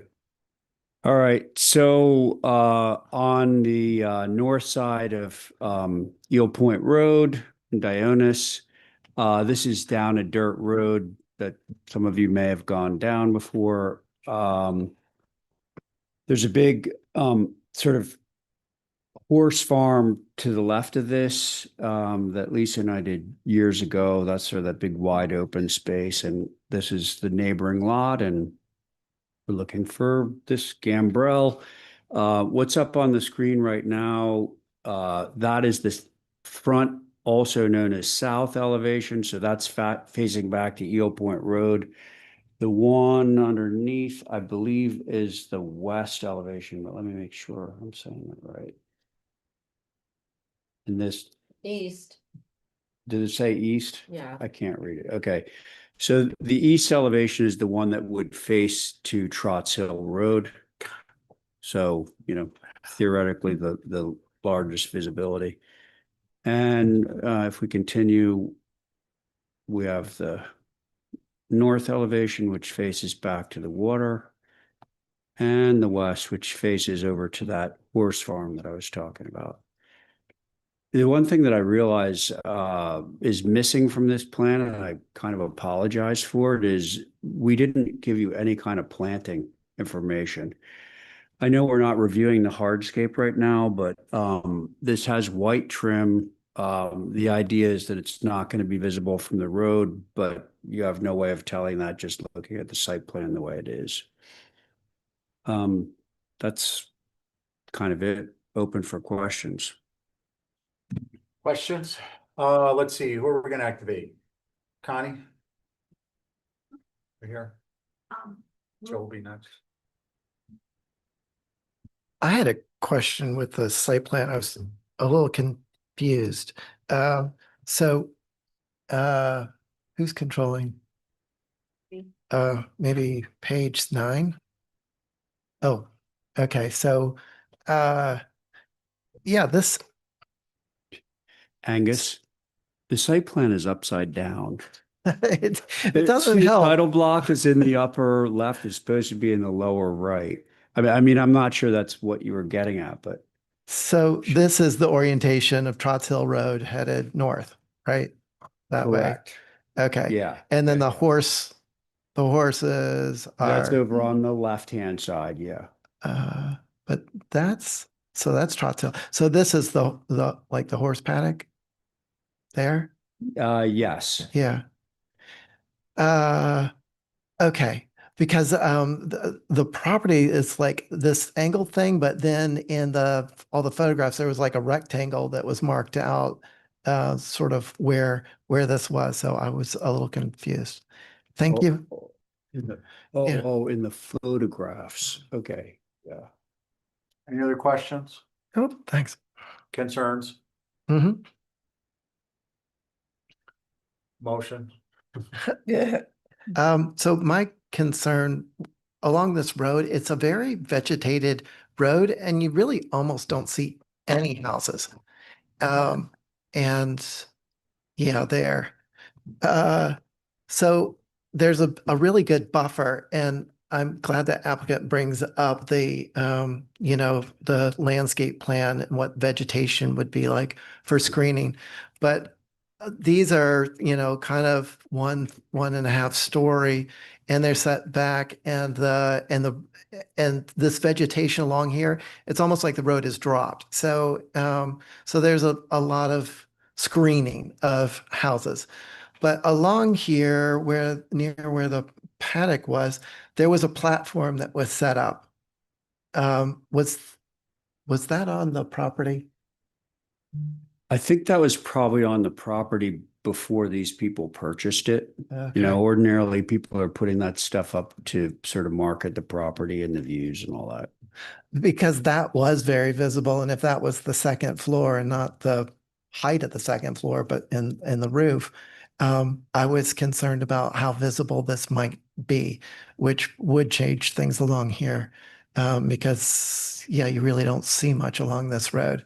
So I would be curious to see what the height of this building was like.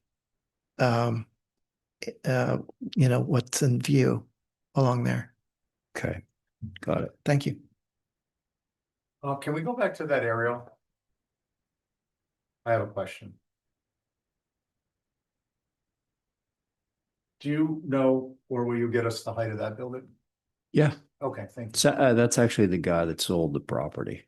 And maybe the one Yes. behind it too. It's ginormous. Yeah, okay, that was my question for future reference if we need it. Who would like to begin?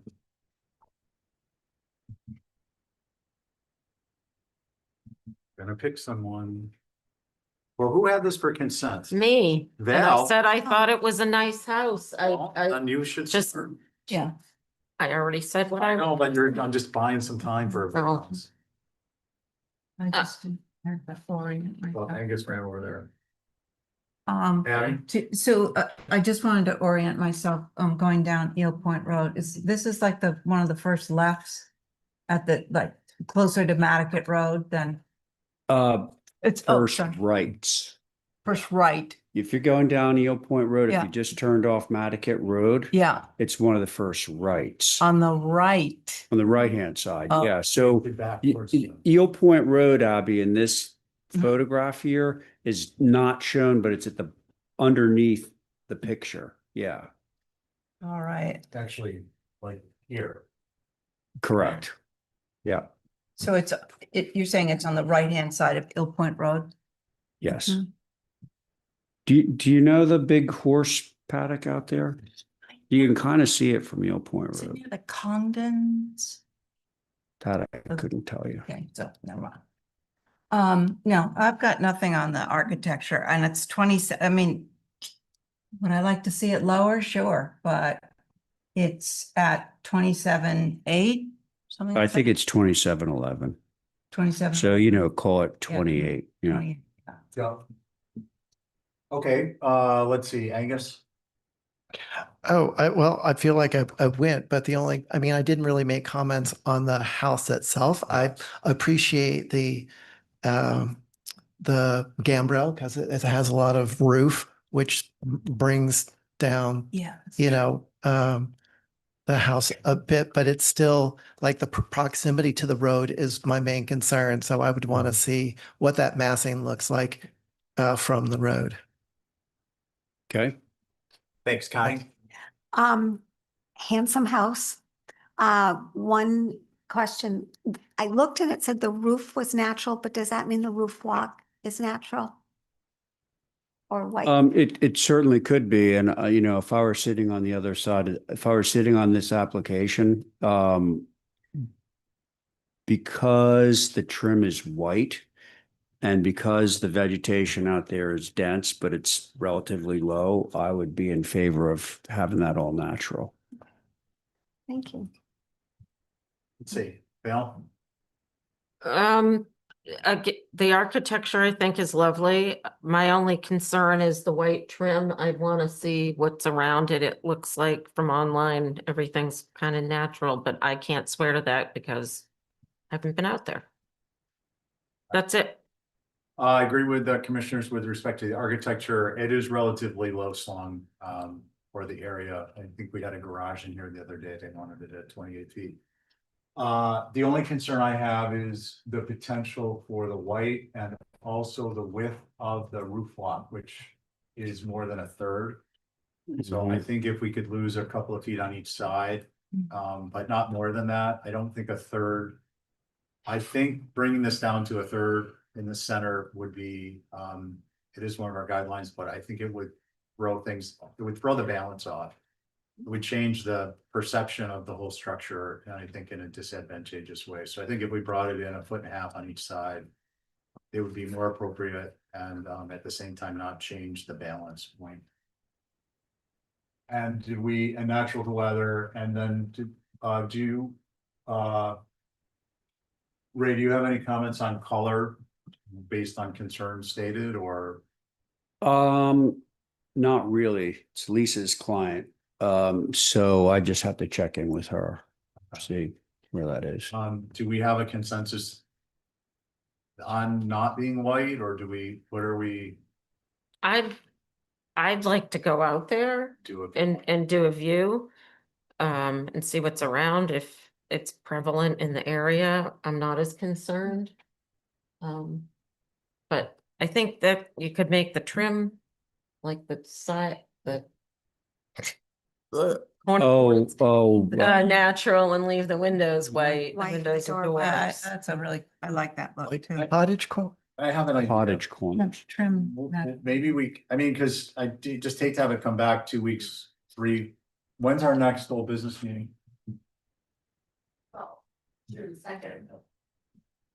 Well, yeah, I mean, the next one that would be likely to have.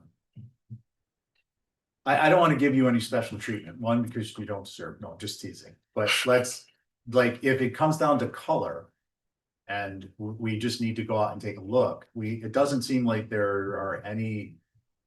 Concerns other than maybe the roof walk with the architecture, so what I would like to do.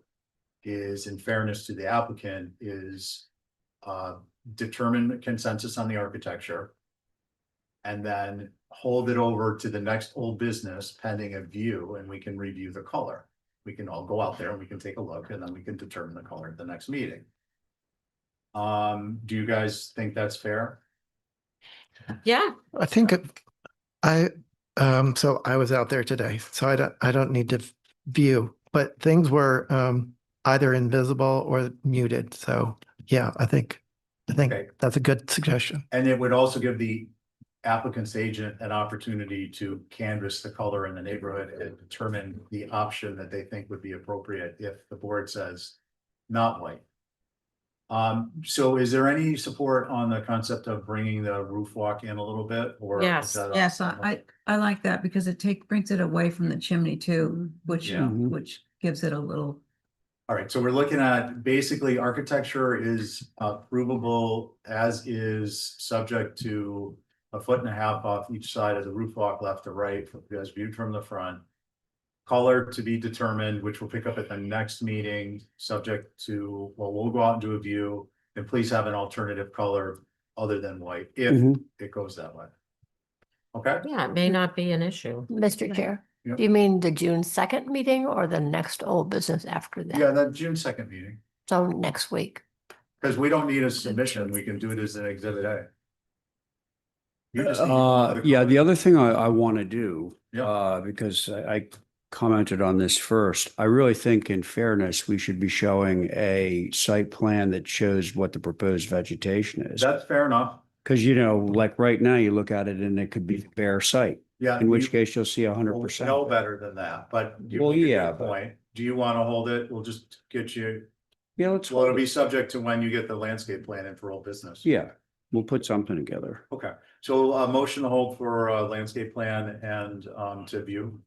So moved. Thank Can you. you put the date of the meeting for June 2nd? Well, there'll be, no, they're gonna, Oh, Subject to me, okay, yep, never my mind. ability to. Scratch that. And Okay. it'll be the old business meeting. The next in the meeting gets it interest in. on, let's just hold the guest house pool. The track. okay? And the track. Yeah. So the motion was, who made that motion? I'll make it. Angus. Yeah, Oh, Yeah, all in favor, say aye. I, Any opposed? Connie, you're good for that? Yeah, I said I. Thank you. Thanks. Okay. old 240. 240 is being held until 6/9. 240 Pulpus. Do we have, did we, I didn't see any letters from abutters or any concerns on that. Do we have anyone in the online? Okay, no hands up for it. Okay, so just we'll note that there was one hold. 123 Orange, new dwelling. Chris, good evening.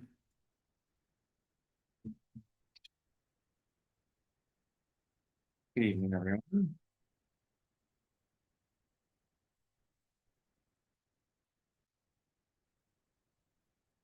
Okay, so this is a new dwelling, 123 Orange Street. To give some context, there is a lovely Winnebago, I believe, on the front lot. And this is going to be accessed down the side on Bear Way. As you'll see on the side there, just conforming the lot, just to give some context to it, is it's a C-Tech lot. So that means you're allowed, we have the duplex, which is the one that was already approved, that's closest to Bear Way. And this is an apartment building is the context. So we received a special permit for this to become year-round and year-round employee housing via planning board. So there's no commercial applicability to the lot. And so technically we're allowed 5 units on the property, and we decided to do a duplex. And then these are 2 units. These are actually it's an apartment building, quote unquote, is what you're looking at here. I just want to give that context for height and different aspects of that nature as well. It's about 80 feet off of Orange Street. Obviously, the front lot is still buildable, not owned by my client, and it's white trim, charcoal gray on the roof, architectural shingle, cedar shingle, and mahogany decking, and Essex green on the doors, and that's what I got. It's 25 feet 11 inches. We try to keep it as low as we can.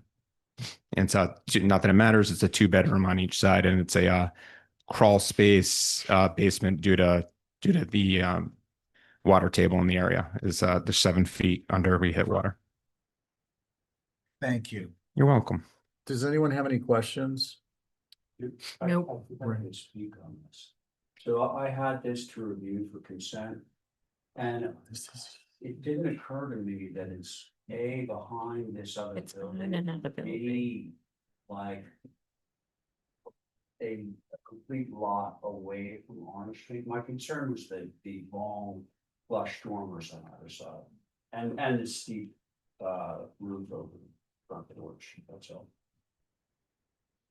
Okay, and given its location, you're less. Oh, yeah, I mean, it's gonna get concealed, most of it'll be invisible. So there's lots of Okay. Let's see, Angus? Yeah, it is tucked away to a certain degree in the back of the lot, really. For me, it is just the proportions. It feels a little tall. The flush dormer end to end is facing Bear Street. And the proportions of the windows are too tall compared to their width. I'm suggesting that they get shorter. I think that helps actually, them being oversized is sort of bringing the scale of this down a little bit. But I think that the distance from the second floor to the first floor just needs to come down some, and the windows need to get more a little shorter and be 6/6 in this area. And then the doors would want to be the same, what is typical in this area of like the French doors would be 12 light with a kick panel, and the front doors would be something closer to a 6 panel. Yeah. Okay. Thanks. Is that it, I guess? Yeah. Okay, so I'm actually chairing this. Stephen had to take a call. Joe, are you around? I'm around and listening, and I Okay. reviewed this beforehand. Okay. Great. So that's the revised board. Angus, thank you. Who's next? I'll go. All right. I think there's a misconception that this is in the OHD. I know Holly had put that in her staff comments, but the OHD ends on Cherry Street. What's next to this is commercial property, so I think that's important to note. I'm not sure which windows I wanted you to clarify, Angus, which ones you're concerned with. Oh, sure. The south windows, what you would see driving, up Bear Street. I think there's like a 250 or 300-year-old house right next to this, but it's this elevation that would be facing the street that cuts up to Pleasant from Orange. So mostly that south elevation. South faces Orange, and that's the front. No, East. south faces Bear Way. Way. Yeah, I think the east is going to be the front, is the gable.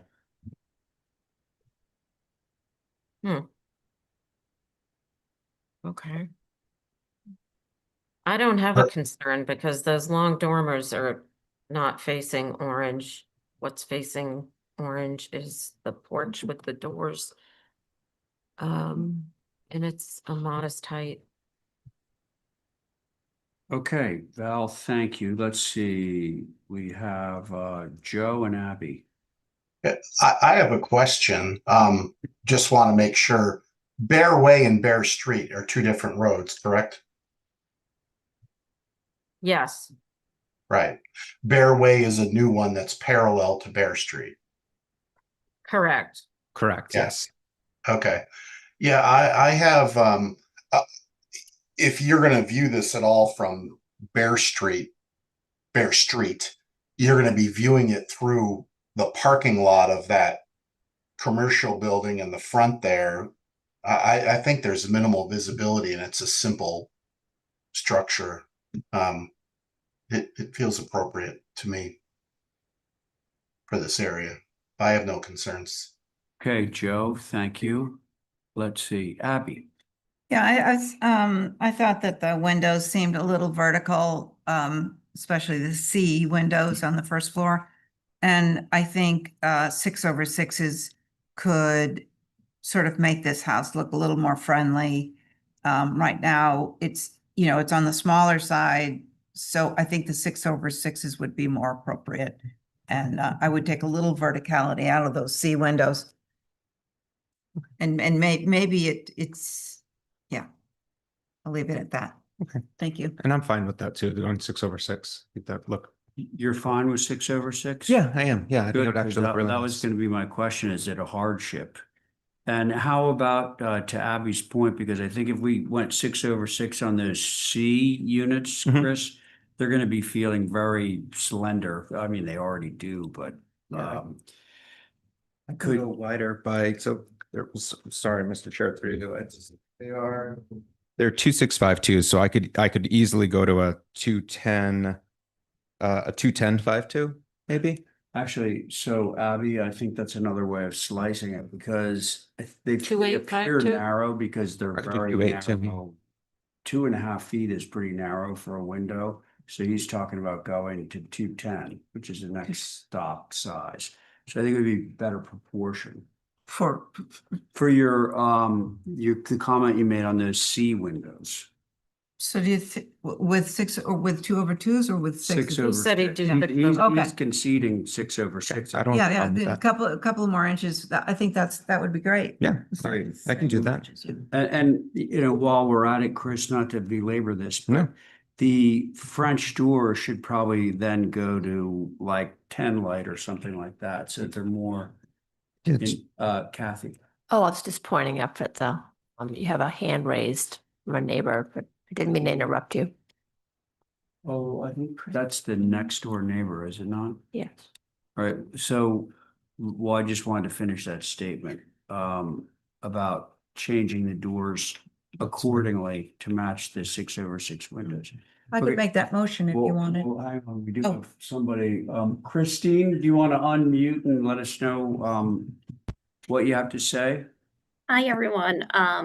I live at 4 Cherry Street, and so I was speaking with Steve and Peggy, who also live at 6 Cherry Street.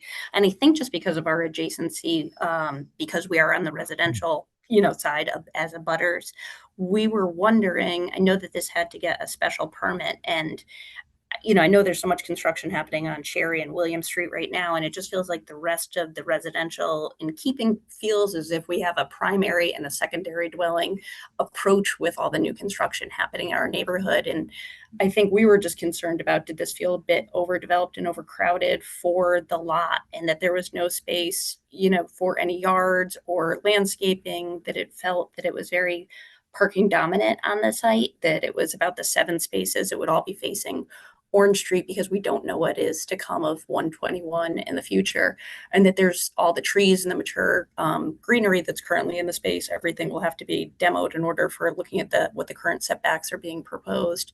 So we didn't know if there would be a opportunity for a reduction in scale at all for that second building. So I sent an email and a letter yesterday to the board, and I apologize if it didn't get in time for you to see see my questions about it, but it just felt like it was a parking dominant site. It was a bit overcrowded. And I think I also personally have a CMI zoned parcel of land. And I know when I was looking at doing some work at my house, I was told I could have a primary dwelling and a studio only. So I think the adjacency, I was just surprised that this building was now on a lot that was a subdivided 121 had been one continuous lot. It's now half of that lot.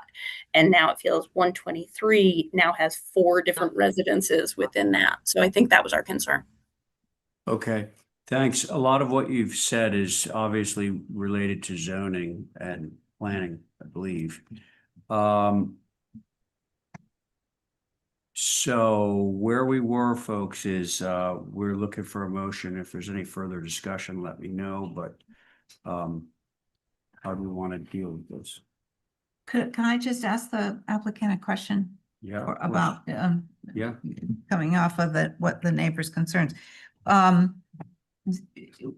you have a landscape plan other than just the parking? I'm so sorry, Abby. I don't personally. There will be a landscape plan that will be addressed at some point here. Because in respect to the neighbors, I understand the concern of density in the areas. That's why we actually went this approach as opposed to doing commercial. But again, that's zoning. We're more than happy to, when we present a landscape plan at that point too, to maybe address some of Christine's concerns too with screening and being a good neighbor approach. Yeah, I think with the 5-foot setback, we just knew that there was very limited that we could do. And I think, and now all of a sudden, these are directly against everybody's now backyards and all the other space. And I think along Cherry Street and going up Bear Street, it's just everyone else has yard space. And while I know that this is technically a commercially zoned, it is just adjacent to so many residential properties. Okay. Point taken, Christine. Thank you. Thank you. Okay, folks, what would you like to do with this? Did I get everybody? Yeah. I want to just clarify if I could. I was a little bit confused. I thought I saw the picture of 125 and I thought this was the parking lot behind 125 and the orientation. And what I'm realizing is that the 123, I guess it is, that's between this proposed dwelling and Orange Street. If that were just a bare lot and you were looking up from Orange Street at this double door porch and the dormers that come relatively close, they might be 3 feet from the gable end, but what I'm afraid of it is that it would read as a 5-pitch roof on this building that's sort of perched up. I think there's a little bit of elevation there. And that would be visible from Orange Street. So, and also the front doors being for like one panel, which seems more like a side door or a back door. So anyway, those are my revised comments. Thank you. Okay. Thank you. Well, what I have tangibly on the table is going to 6/6 for all the windows, doors to match, and for the C windows to widen. Chris, I'd probably be in favor of widening them all so they lined up. Yeah. Honestly. That, I'm fine with And so they all go from 2.6 to 2.10 wide. Anyway, I'm happy to make those change do you concede plan on to come the. in with a landscape? The landscaper is very far behind. I just don't know. Yes, they are going to certainly come Okay. through. I just don't know when. Okay, folks. What are the doors gonna change to? 10 lights? Did you say? Well, Sliders. we're talking about the front Oh, ones. Well, East? theoretically a 9 light. What? East, what's facing Orange Street? Is that what you're asking? Yeah, that's what. Yeah. Could I do 9 light? Is that possible? Well, let's see. Board members. I mean, I think those go with the 6/6 better. wait, sorry, east is the front door? Yeah, It's those two doors under the porch. There are now 4 lights. See? Yeah, yeah, East, those would go to 9 light. 9, Yeah, to match the 6/6. 6/6 windows. for the front door, I think they should just be wood panel. And Oh, the French well, doors in the back. It could be that too. I could go solid panel 6, like a 6-panel solid There door. we are. Yeah, That's fine. Yeah, they look nice. All right. Okay. I'm gonna try to make a motion. Yeah. Motion to approve. Do we want exhibit A or through? Probably clear. I think we could do an exhibit A. For the windows to get wider. upsized wide in width all the way around. The doors on the east to be 6-panel solid, the windows to be 6/6. And the French slider doors in the back to be 10 light. Not.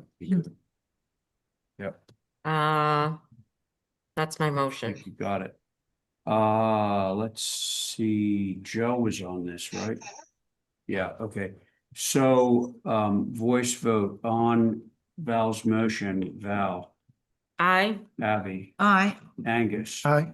Joe, Aye. and I'm in favor.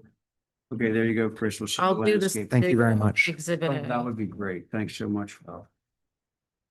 Oh, Chris, you're still here for 36 Ridge Lane. I I'm am. gonna do the exhibit A, so Yeah, you can okay, pick an alternate. so now for Connie and Joe.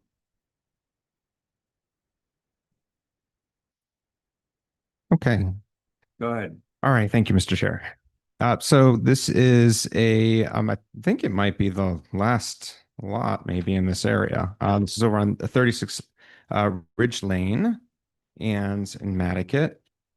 This is, I think, well, so they bring it up. So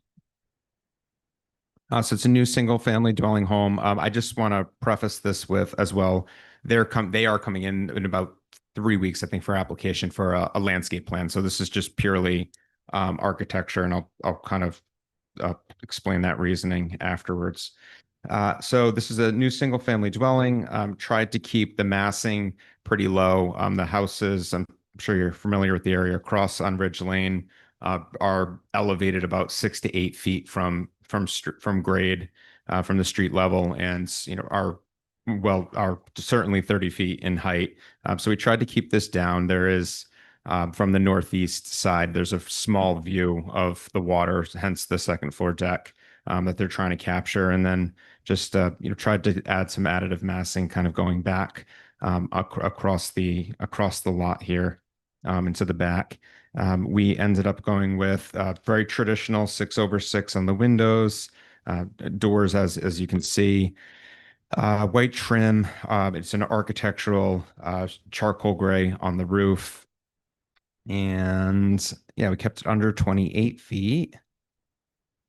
And I think that's basically the gist of it on this one. I mentioned the landscape aspect of it because we have a shell driveway that's on the side of the house here, and then their plan is to put privet or equivalent to kind of block out the backyard in that area as well. So if there's any concern about the side view and the amount of doors, et cetera, I'm fairly confident that there's going to be no visibility towards that as well.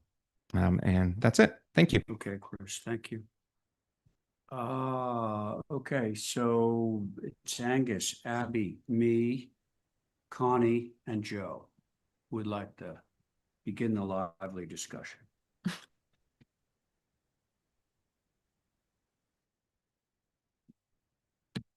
Hey.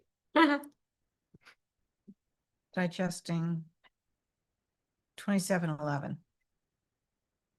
I could give it a go if you, That would be great. Nobody Abby, else? Thank you. oh, okay.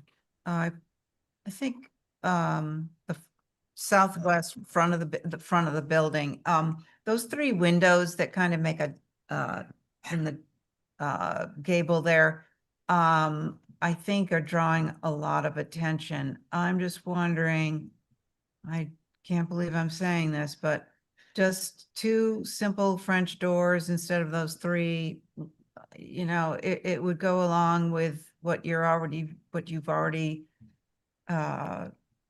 drawn there with the, let's see, F windows. I think just two simple French doors would be good, and it would take away that. But sorry, I was just looking at the back of the building.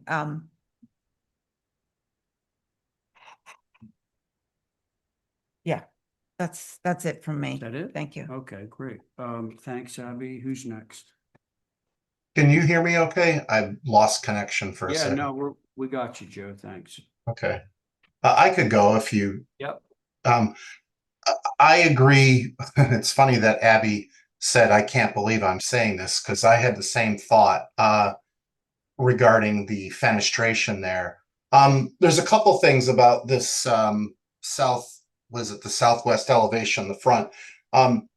It feels, and this may just be the heaviness of the railing and the lightness of the rest of the drawings, and potentially it's a function of the modular, but the second floor feels like it's squished the first floor a little bit. And I almost want that front door to get taller and the porch beam to come up and have that porch roof go from a 6 pitch to a 5, or I don't know if it needs to be a 4, but it feels a little tight relative to the height of the house. And I don't know if it's a function of graphics, but that's my gut feeling. The balcony and the door above it and the fenestration, I had the same thought that Abby had regarding a double door. And then the alternative that I thought might work is the single door with flanking 4/4 double hungs that are mulled or trimmed with the door, so they kind of read as a single unit. You'd get more glass up there, but in some way I think it would draw less attention to it. I also think that gable could get slightly wider, and like a foot wider wouldn't hurt, because it feels a little bit tiny compared to everything else. Otherwise, and I don't think it needs railings. If the client wants railings, great, but I feel like a classic farmer's porch without a rail would be appropriate in Nantucket, and maybe there's a shingled rail or something up on that second floor deck versus an open rail. Those are my comments. Thanks. Joe, thank you. Let's see, we have Angus and. Let me go. Yeah, go. Sure. Yeah, I don't have much to add. It's interesting. I think we're all drawn to that front, with Yeah. those three funny Mhm. little windows. They just kind of look a little out of place. So I do like Joe's idea of the flanking windows. I think that would look nice. I think you could get rid of those railings. And maybe it's just because they're drawn heavier than the rest of the graphics that they look out of place. And yeah, I think most of my comments are on the front of the house, the southwest elevation. And the front door just looks a little odd to me, and I'm not sure if it's because of the flanking windows or the door, or as Joe mentioned, it's squished, but I think that might need a little bit of pizzazz or something. Thank you. Thank you. Angus. Thank you. So I agree with a lot of the comments. The porch, I like the idea of the porch being a simpler without the railings, especially since there's it's calling for white trim. That would really call attention to it. And side lights in the door, there's something that seems funky about the door, that just the stiles and rails are atypical, but also this is kind of a rural feeling. That's a little bit different situation with the door. The French door and balcony above the front door is definitely a issue. On the back, there's a shingled rail, and I think that makes if there were a door above the front door, which I don't, it's not following the guidelines, but I might be the only one who's feeling that way. But if there were to be a door in a balcony, a shingled rail is going to make a big difference there. I agree about making that dormer or gable wider so it doesn't feel so tall. Making the pitch of that roof, that's the only 12 pitch on the house. The rest of the house is a 9, so that should probably be a 9 as well. I agree about the main front porch being more like a 5 or a 4, but coming down from the 6, it seems a little steep. And any way to bring that down so it doesn't feel top heavy for the second floor, to whether it's the dormer, head casings being absorbed by the fascia or frieze and lowering the sills to the roof a little bit further, anything to sort of bring it down because it does feel top heavy. Thank you. Angus, thank you. So variations on that. One, like everybody else, I think the gable over the front door needs help. I thought about doing a shed roof there, but if the gable is what you want, I would take up some of the suggestions that have been made about the 3 little awning windows going away, and whether it's a double door or a door flanked with double hungs. I think it could stand to get wider if it remains a gable. I don't like the post in the middle. That's a no-no. And whether it becomes a parapet wall, as Angus has indicated, or just balusters across, I think that would be an improvement.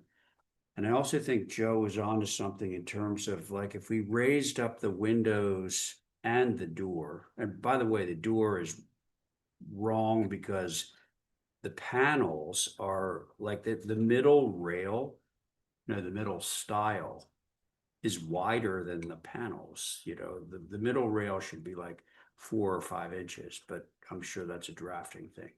Anyway, the windows, if they went up to like 7.3, let's just say, rather than the 6.10.5, then that would pull the beam up, and you could drop from a 6 to a 5, something like that, because I think the perception here is, as Joe indicates, that like the second floor seems to have just landed on top of the first floor and is squeezing the life out of it. So those are my comments. Now, I think there's enough kind of like variation in what we've told you that we probably should be moving for some revisions. Is that okay? That's a This would be solid this would be a idea. seriously top exhibit A. Yeah, is it, Um, may I just have some clarification? Yeah, I'm sure. I Yeah. totally agree with that. I just don't want to waste your time next time. So, happy to get rid of the rail, more than happy to get rid of those windows in that gable. If it became a shed versus that gable over the front door, I'm certainly not going to be upset about that. So that is definitely a consideration that we would do. And the second floor aspect, so I have 612 basically dormers.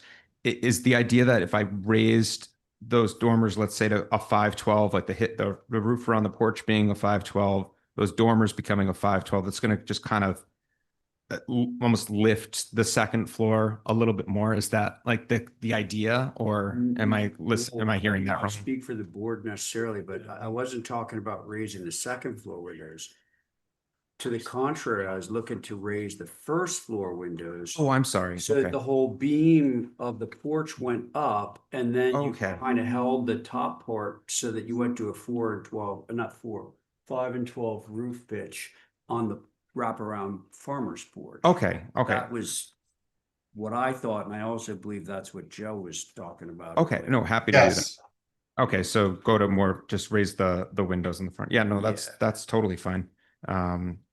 Okay, Okay. Cool. And I know you'll be able to tidy up the front door. So can we have a motion for some revisions? So moved. Okay, thank you. So on that motion, Angus, Hi. Abby, Aye. Connie, I, Joe, I, and I'm in favor. thank you, everyone. Great. Have a great night. All right, Thank you. you sure?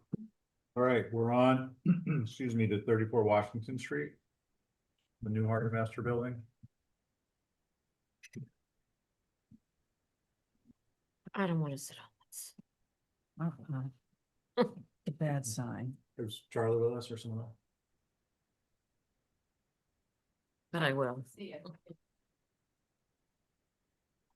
Were you able to get out that file to these guys? I emailed them, I don't think, I didn't Did get you a guys see the response file back. that got sent out? Yeah, yeah. For 34 Washington? Oh, no, I didn't email it to the board. I emailed it to Charlie Gibson and Company. Oh, yeah, I wanted to get it out to these guys. Well, it's on the O drive and it's on the laser feed. Okay, well, if we don't have a rep, then we'll just. Yeah, redo it next doesn't time. seem like there is unless there's You somebody didn't sit on it. waiting in the queue here. So, just while we have it up, we're not gonna open the application. I had this under review for consent. It was 124 pages. I took out 100 and something pages. A lot. And then I took the, do we actually have it? Like, can we put it on the screen? We're not gonna open and It's- discuss it. I mean, yeah, they should.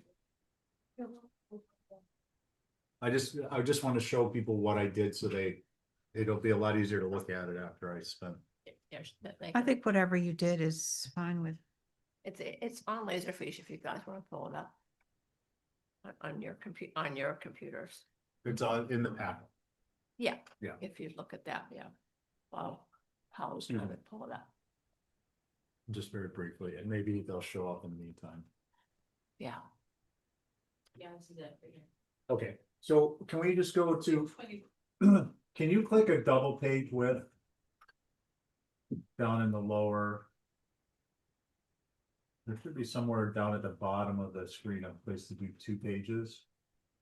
No, not on that. Yeah, if you, can you close that and just zoom out a little bit, and maybe it'll just go to 2 page. Well, whatever, you guys, if you set this up to view 2 pages, it's set up. So basically you got the site plan, you got the FEMA certificate, the locus, now the site plan. Property record card, the last approval, the current application. This page, if you guys view, if you zoom out and you set your Adobe Acrobat to view 2 pages at once, you'll see the prior existing on the left. You'll note that this is masked. This is a portion of the structure. This is just a portion of the structure. You can see the roof line. This has really no relevance to anything that we do. And this is the prior existing, and then the next one is the proposed. And it was confusing, at least to me, because on one, I'll go back up. This element is on the other side on the prior drawing. So I just got rid of it. So really what happened, can you click 1 page up and then come back? So basically this, it just shifts over on the page on the next one, and then you'll see the differences. We're not gonna get into discussion on them, I just wanna give you the, and then the next set of sheets should be the same. The masking didn't show up, that should be masked, this should be masked, this was the previously approved. The next one, please. Shifts over, that's what's proposed. It's easier to read on your computer, it's not as washed out. And then the roof plan of what's proposed if you need. And then they show some pretty pictures of what's proposed, and that's it. But struggling through the 134 pages was and then not having the existing near the proposed. Yeah, we'd be here for an hour and a half just trying to understand what we're looking at. Okay, so we'll hold that for a half an hour, so say 6:45 if they show.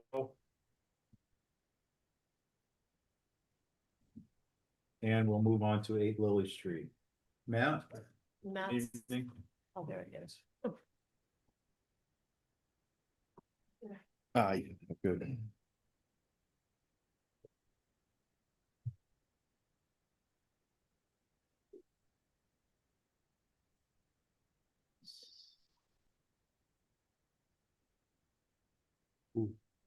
Whenever you're ready. If you're gonna share. Normal disclaimer of screen savers, Microsoft, not me. So this is an application for 8 Lily Street. This is the garage that is currently on the property, and so we were proposing to just demolish a portion of it. So the upper portion shows the original structure with the demo plan, if you will.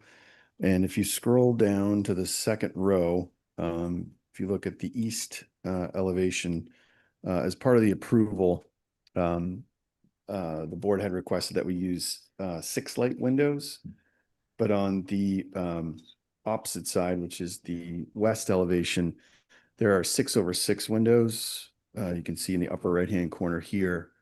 And then if you go down a row on the east elevation that was previously HEC approved, we're simply hoping to change those to a 6 light, just to match, if you will, and then add a door. So it's pretty simple, but I just want to clarify the image just above in the second row is what was through staff approved as 2 6 lights, and we want to convert it to a 6/6 and a doorway. And we just changed the 6 light to a 6/6 just so because it's consistent. It's the same size as the other windows. So that's all I have, Mr. Chair. Thank you, Matt. I just want to comment, I appreciate the fact that you post-shade the area, the elevations of the demolition.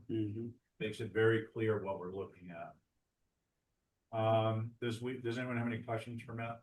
I have a question. Angus? In the east elevation existing demolition that's shaded, there are 2 windows that are flanking the door.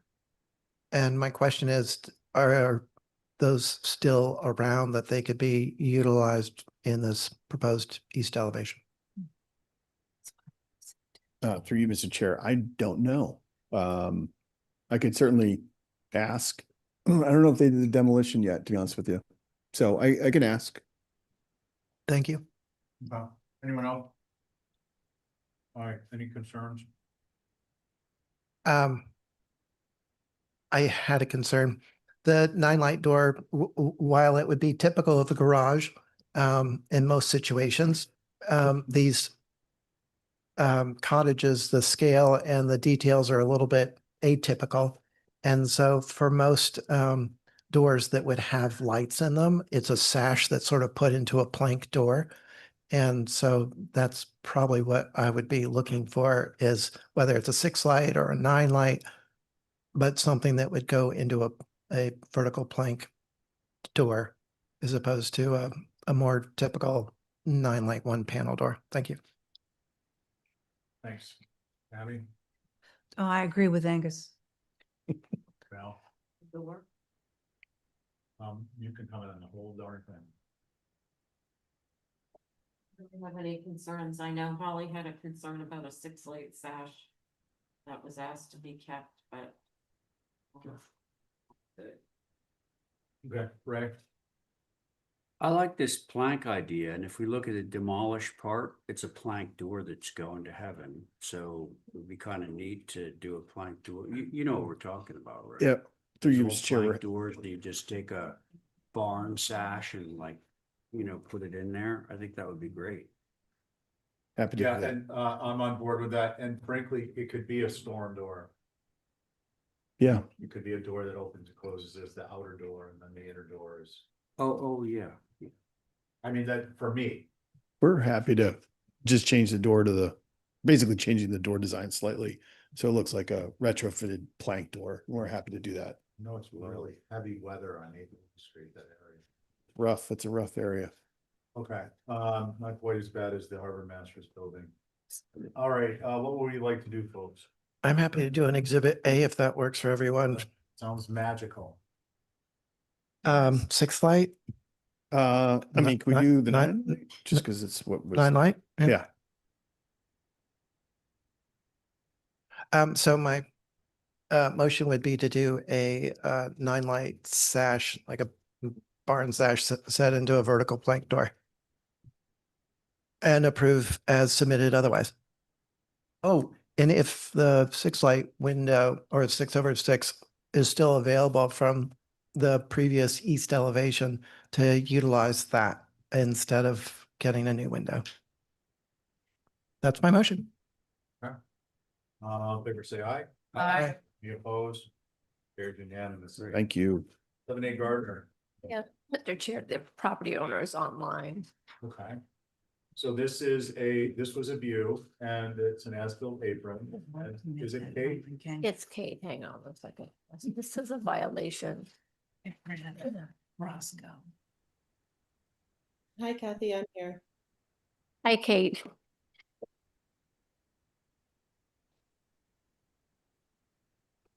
Kate, we can't hear you. Oh, I'm here. Can you hear me now? We can hear you now. Thank you. Are we gonna drive or Kate, are you gonna present through screen share or would you like us to do it and just kindly direct staff to the page or pages? That would be great. Kathy was so helpful in putting this together with me, so I don't think I need to screen share. Okay, great. Sounds good. Give us a moment. We'll get all synchronized.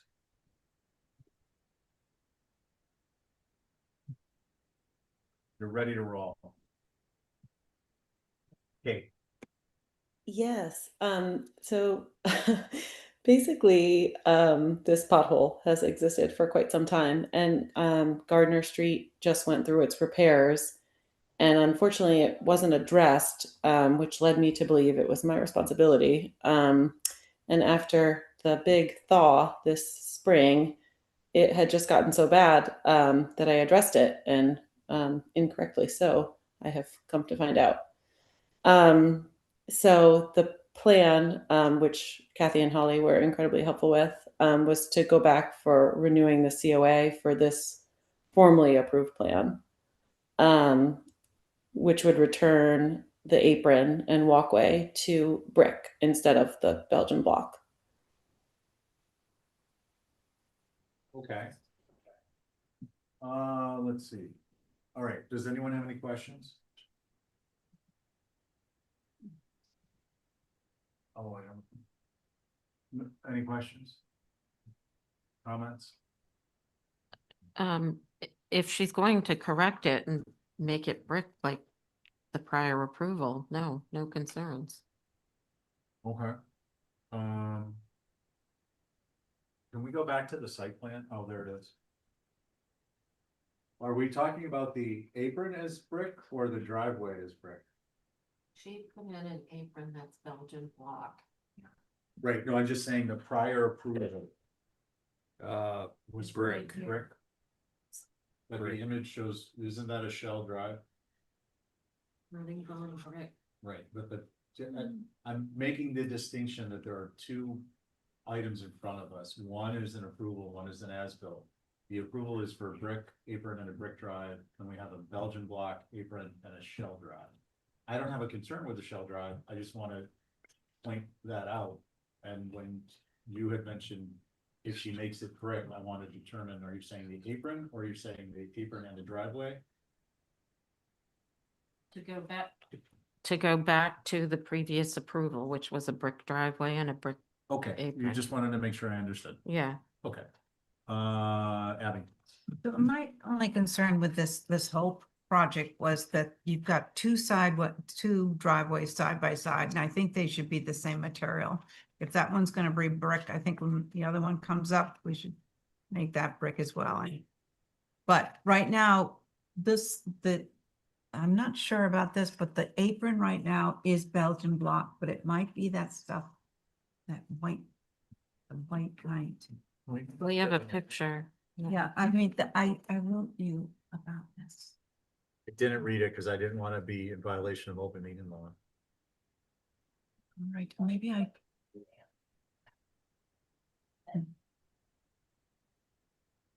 I think I wrote five. And the previous approval is for the whole Oh, thing. okay. Correct. Angus? I'm with Val. If it goes back to what was approved, I'm fine with it. But not with the Belgian block. And the sidewalk either way has to go back to what was approved 2016. Mr. Chair? Yeah. My understanding is that, the applicant has spoken with DPW director, and the DPW director is actually going to have the sidewalk be brick. So that actually is in line with what she's wanting to do that was previously approved. Okay, so the apron is, or at least a portion of the apron, because the sidewalk is not as deep as the apron, would be replaced, period. And what we're discussing is changing the rest of the apron and the rest of the driveway over to brick. Okay. Ray. All right, well, it's comforting to know that the DPW is, I believe, gonna pick up the tab on the sidewalk, is that correct? So this Belgian block will get pulled up, right? Oh. And brick will go in its place, which I think is right and proper. And so then it really boils down to this, like the one of the two parking areas is currently brick. No, They're both shell, and it's simply showing one is darker than the other, because that's for one. okay, all right, well, Both brick. if, what? They're both brick. It's just showing that parking space that's a little darker is for one house and the other one's for the other house. No, I get that, but so, one of them, the side that we're not talking about is already brick, right? The parking area is already brick.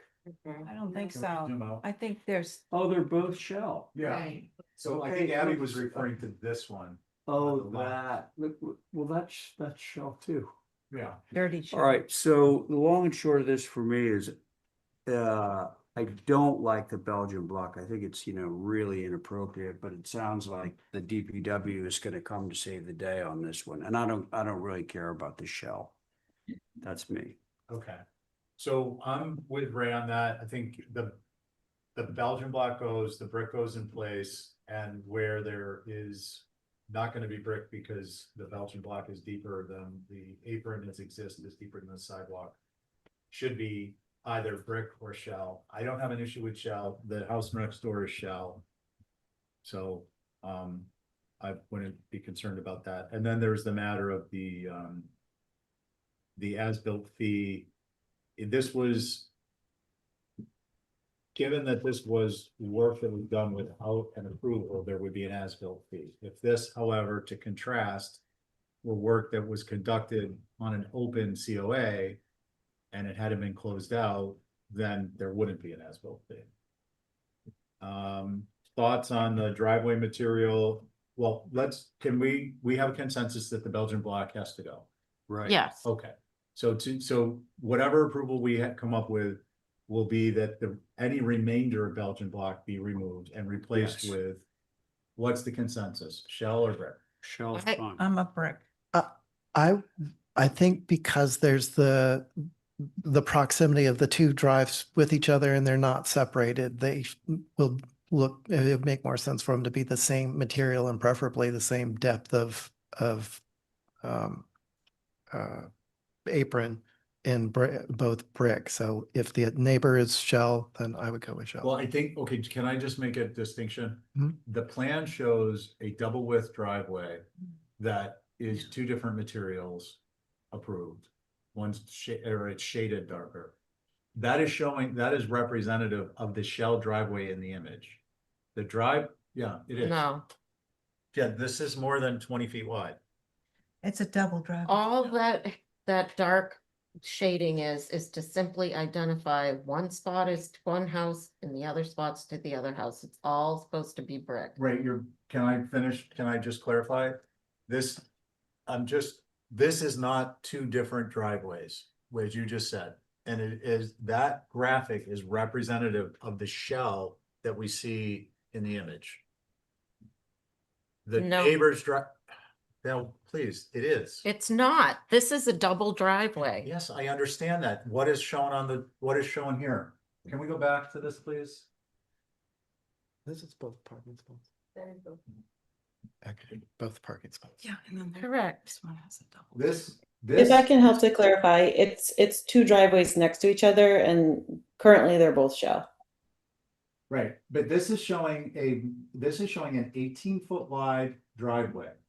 That is also the shell driveway that we're looking at, the entirety of the shell driveway. Right? This is that. Correct. Okay, you just said that wasn't the case. Well, you said one was shell and one wasn't. No, I didn't. I said they're both shell. It's one driveway. Okay, so What- The apron because- anyway. Hold on a minute, please. The issue that is coming up is what it should match being the other driveway, which is the neighbor's driveway. Which neighbor? You mean the third? Well, the driveway that's adjacent to it would probably be the one that I would be talking. That looks like Which one stone. would It's you be not thinking? shell. Yeah, that looks like sort of Okay, a. so the question, the ultimate question is, what do we want the driveway material to be? It is currently shell, the neighbors is stone, and we previously approved brick. What was there before that, Kate? Before the brick approval? Has it always been shell? asphalt. Yeah, it has always been shell and it's almost kind of like a mixture of like the little bit of stone, little bit of shell. They're both not incredibly well taken care of, unfortunately. Okay, and the apron was asphalt that broke up. Yes, exactly. Okay, what do we want the driveway material to be? I would like the apron to be brick and the driveway, both spots to be brick. Okay. Angus, I'm indifferent. okay, Val, It's same. same as in same with. I or would the be same with- okay with it being shell and the apron being brick. Okay, Ray, I'm fine with it as shell. okay, as am I. Can we maybe get a motion, please? Okay. Yeah. I move to approve this application with the removal of the existing Belgian block apron, substituting for the brick that was originally approved. The parking space can be shell. That's my motion. Okay, and the as-built fee, If she's gonna change it, why does she have to pay the because fee? there's a process in place. Well, I don't think what was made clear to me anyway was whether this is a current application or No. one it's not. It's this What application is is a the result as-built? of this application. I don't have a horse in the race. It's just, What's the Procedure. fee? 500? I'm sorry, I just think that's onerous for somebody that was just trying to fix something that DPW should have fixed anyway, so that's not part of my. That's it's entirely up to you if you want to enforce that or not. What? It's entirely up to you if you want to enforce the as-built fee. Well, I would prefer to waive it. if that's- okay, so that's part of your motion? Yeah. I would second that motion, and just raise the word can be shell. Are we saying that there's an option or is it to be I shell? misspoke. Shell. Shell. Okay, Let's just say it's Okay. shell. okay. Yeah, thanks. Okay, so I think we actually have a motion. Yeah. All in favor, say aye. Aye. Hi. Any opposed? Abby, I'm a brick. you're a brick lady? Brick house. All right. Nice. Thank you, Kate. Thanks, Kate. Thank you all. Oh, did we wave the? Yeah. you all- We did. Okay, Yeah. good. Let's see, so that is gonna bring us past the as-built apron to 8 Bayberry Lane. Baby, oh, yeah. Tobias, good evening.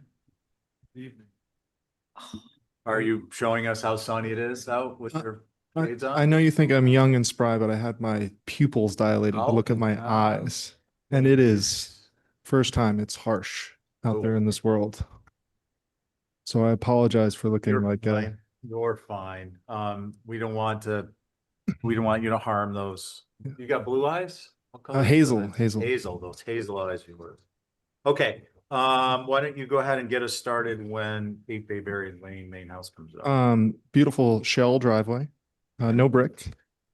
This this is an application for solar on the garage and the main house. It's on the corner of Bayberry and Sankaty. There's a good amount of screening between Sankaty Road, and we've located the solar mainly on the back western facing portion of the main structure. It is a wood roof, but there's a good amount of screening here, and so we felt like it was an appropriate application. Thank you. Does anyone have questions? I do. Val? I thought we already reviewed this. We Yeah, we asked for So it's minor. old business. Hold on, one at a time, please. Val, sorry, let me just clarify. It was old business, but we were down to 3 people, and so we resubmitted it. Okay. Okay, Abby, did you have a comment? Yeah, I was on the verge of putting this on consent, but I know there were some peekaboos that you could see it from Sankaty and from Bayberry, so I was going to ask for just very minor vegetation to just to make sure that. We did remove the panels that were most visible from Bayberry, but that wasn't reflected because it's a new application. Okay, no, so my concern was just the visibility from Sankaty and Bayberry, and I think it's minor, so I'm just asking for 1 or 2 trees just to make sure it's not visible. Okay, thank you. Angus?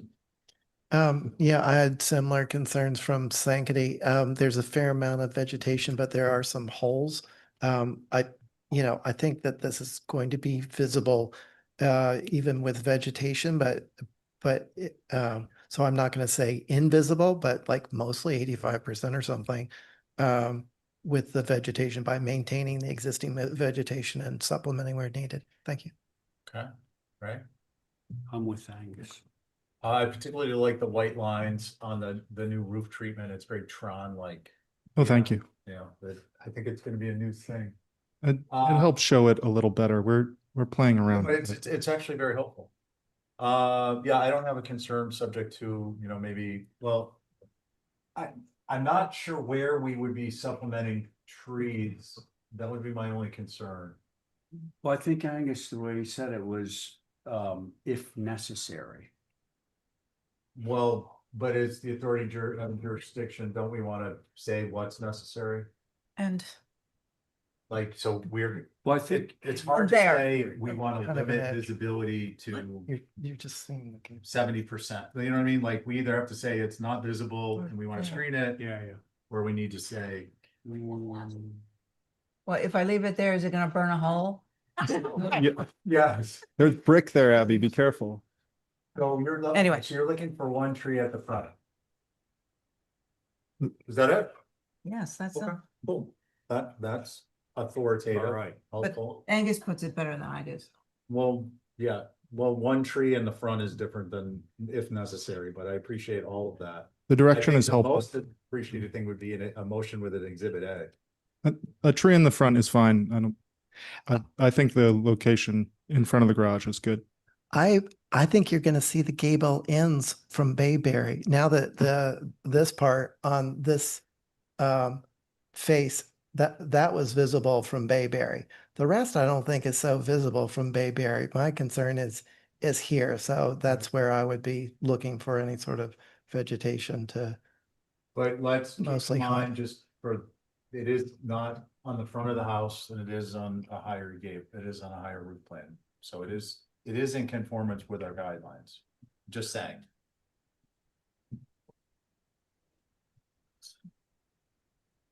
Well, I'm not yeah. trying to dissuade you from your opinion. I'm just stating that, that's my role is that we're veering off.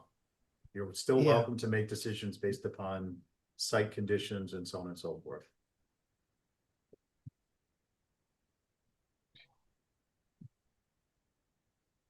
It's like 35, 40 months. With your exhibit A. Here's my. Am I doing an exhibit A? You're gonna put a tree on the front and on the side, right? Maybe just one, you know. What about these the are- consensus? Does anyone else care about a tree in the front? I've heard- Not to diss you. Sorry, I'm just. Yeah, yeah. that's just- But I think I heard comments about the tree in the front. I haven't heard comments about the tree on the side, but I think that it is a vegetated area. It's very vegetated. That's, So I think, as, you know, maybe a tree in there wouldn't be a bad thing and it were resolved.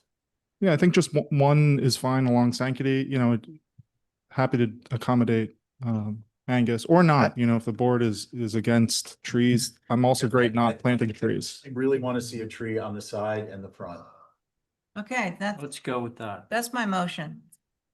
subject to Exhibit A by Angus. Which front on, you want two trees on? One adjacent to the driveway and one in the brushed area. Okay, One where Abby burned a hole in the screen okay. and then one 45-degree angle away to the here. Yeah. I'm gonna name it a Welch, perhaps a Welch apple. A Welch apple. And actually, they have grape trees now. You could plant one of those. Angus, you got that? got it. Okay, subject to Exhibit A. All in favor, say aye. Aye. Any opposed? All right, cooking with gas. That was actually for both the main house and the garage. Correct. So the Exhibit A will be a duplicate. Okay, great. Okay, thank you so much. Thank you so much. 2 with 1 stone. That's how we roll. All right, 7 Shady Lane. Speaking of trees. Well, that's. So Chip Webster is online and he's gonna be screen sharing. All right, Chip. All right. Hello, everyone. Good evening, Chip here. And then there we go. I'll share the screen. I believe the first application, there are 3 here, is for the shed. Okay, Okay, so There we is go. that up on your screen? Chip Webster on behalf of the applicant for an application for a new shed at 7 Shady. If you look at the locus map to orient you, Shady Lane comes off of Cliff Road. It's a short street, and 7 is at the it's a dead end street, is at the dead end at the very end of it. You can see the shape of the lot is skinny and long as it goes to the rear, and any visibility of anything on the site is going to be from Shady at the front. If you look at the site plan to the right in gray, you'll see the proposed location of the shed, which is towards the front of the lot, and then there's some parking, which you'll see in a later application for the hardscape plan. The shed is pretty straightforward. It's here we go. The side facing the street is that south elevation, that lower right hand with the single 4-light window. And the doors just above that on the north elevation face inward to the parking area. And other than that, it's pretty straightforward. So I turn over to the board for questions and comments. Thank you. Thanks, Chip. Does anyone want to request that those brackets be downsized by 80% and that I'd we love I wanted to ask what they were for.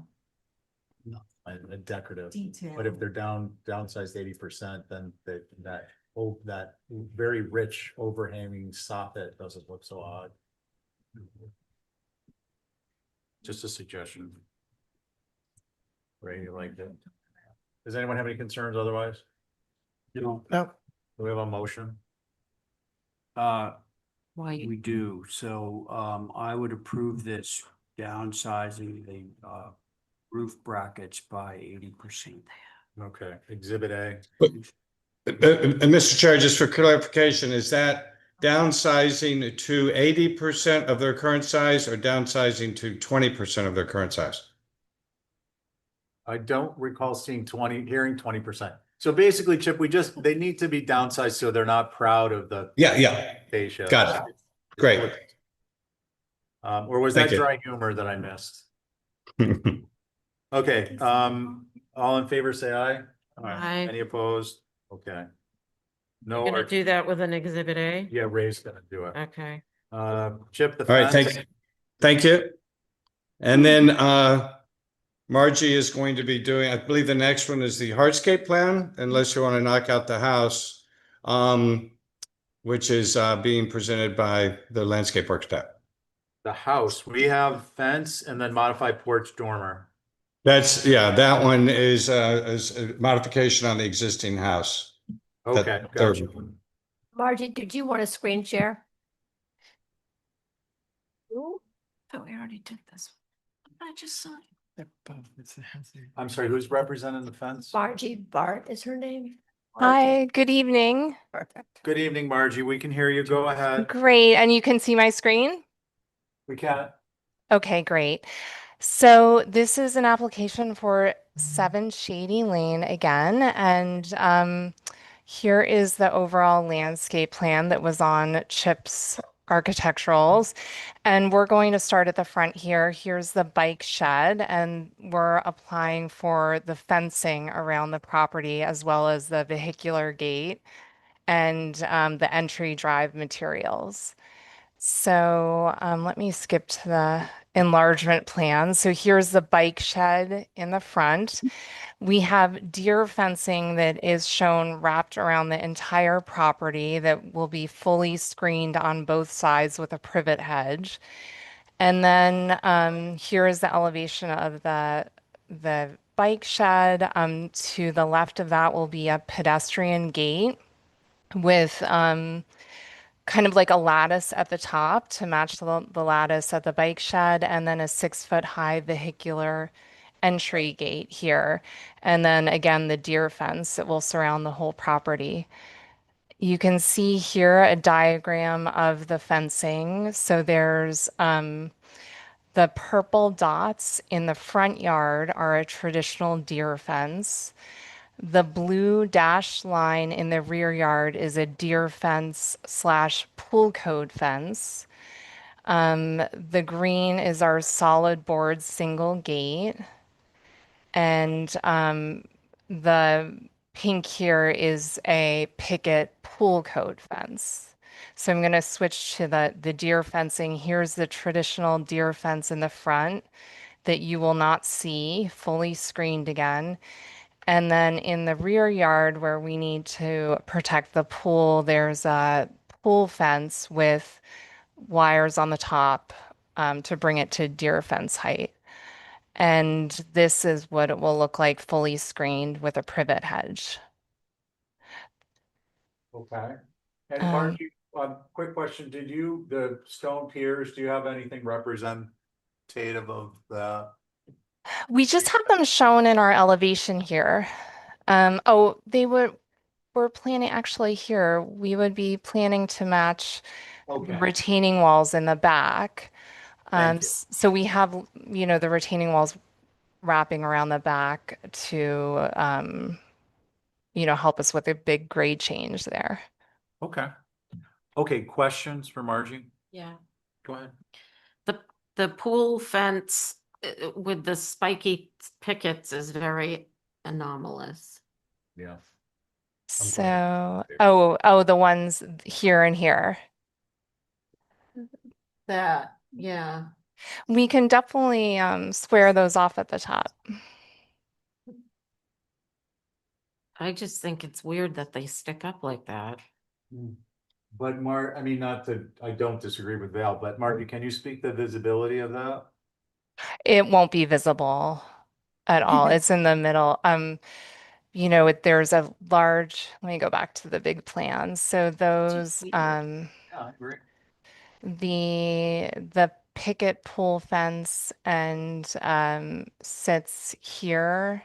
So adjacent to the garage, that small portion with the gate, and then on the right-hand side. So it's in the middle of the property, and there's quite a bit of planting before you even get to them. But we would be happy to adjust them, the pickets to whatever you think would be appropriate for that.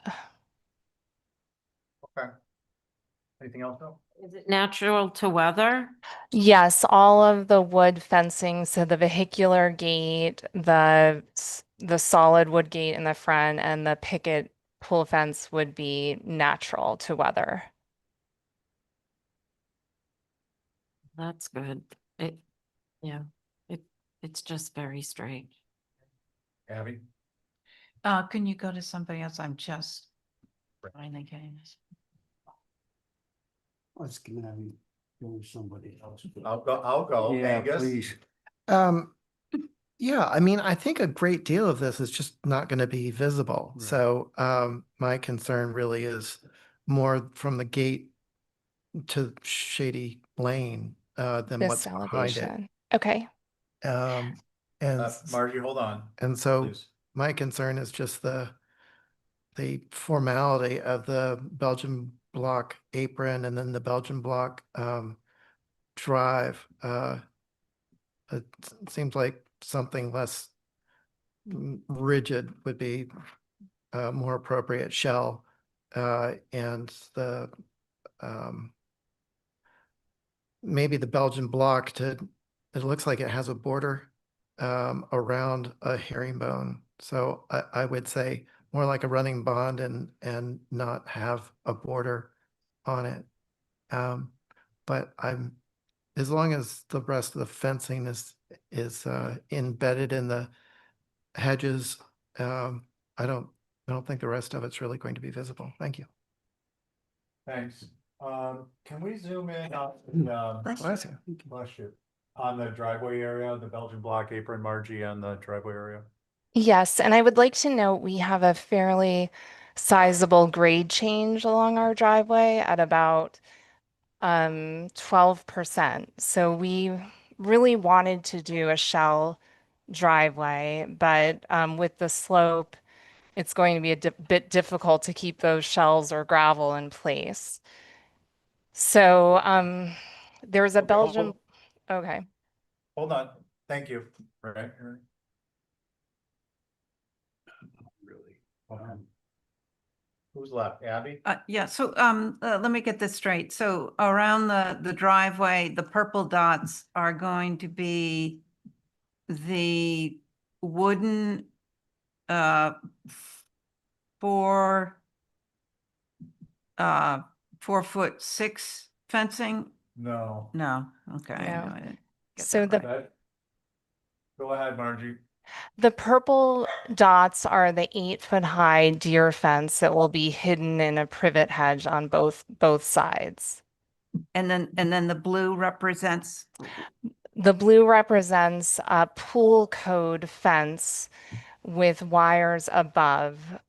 So it's a pool fence slash deer fence in the rear yard to protect the pool. so, but your intent is to have these some inside the hedge, so. Correct. So Right. both C, the deer fence, and D, the deer fence pool fence, will be sandwiched between a privet hedge. All right, so that if we made a motion, that would be the caveat that we wouldn't see this fencing of either type of fence.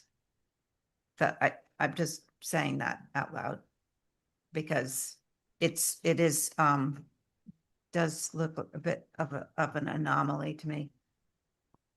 Thank you. Okay, thank you. You right? Yeah, I know Shady Lane a bit and like, A, this is at the end and B, the house is set back from the road. So I think you'd be hard pressed to see any of this, honestly. Even the gate? Nobody else has a gate. Did you say no one else has a gate? No one else has a gate yet. Yeah. It's all about the deer. So anything else? No. Okay, so Margie, my concerns are not with the fencing, subject to, we've addressed, it will be sandwiched between privet, being the deer fence and the pool fence hybrid. I have two concerns. One is the width of the stone piers. It's very rare. Stone Post Way has a few. The cemeteries have a few. And other than that, it's extremely rare to have a stone veneer or otherwise pier at a driveway. Most typically it would either be wood, which I think is mostly typical, and occasionally it would be a granite post. So that's a concern. I would have no concern if it were these like antique granite antique stone, something that was probably no larger than 12 by 12. And the other concern is, as I believe Angus mentioned, is the perimeter Belgian block having a contrasting material. To me, that needs to be like very simple. And can we go to the site plan and Sure. zoom in on the front? Yeah, zoom in on that lower half if you would, lower third. And scroll a little bit more. Just a tiny bit more. Oh, other direction. There you go. So this whole kind of like quarter moon detail and then the picture frame around it, I think needs to go away. Okay. In terms of appropriateness, it looks beautiful. It's wonderful. It'd be very handsome to have, but it's just not in keeping with the character and setting there, which is much more informal. So I think a stone treatment there, be it cobble, probably cobble. I think cobble there, and then not so heavy on the quarter arc so that it's not as expansive. So, you know, maybe square it up a little bit, Okay. maybe a slight arc, but like less than a third of that one. And then that whole treatment could go up the driveway, but the concern there would again be the weight, the perceived weight of the material being wide and picture framed. And I think, you know, like a 2.5 foot wide track on each side of cobble would be more appropriate. And then what's your infill material? It's Grass? all the same. We were showing Belgian block. The darker border was just to highlight the border, but it was planned for all the same material. Okay, Not a and then- change in color. So we would be happy to do cobble Okay, and then the material in between is grass? grass. Yeah, so I think just downsize, downplay the formality and the Okay. widths. Do we want to do an exhibit A or? I mean, If we have consensus, I could do an exhibit A. yeah, does anyone have any concerns with diminishing, a little more diminished sense of entry there? I don't have a problem because it's so far back from the road and it's, I mean, it's kind of, I don't know. I'm okay with what's presented there, actually. Okay, I can make a motion. Yeah. And that would be to make the apron and the running strips to be cobblestone without borders. And the two tracks to be 24 to 30 inches wide each with grass in between, leading up to a gate that is natural to weather as it's specified, but the posts, instead of a stone veneer, would be a solid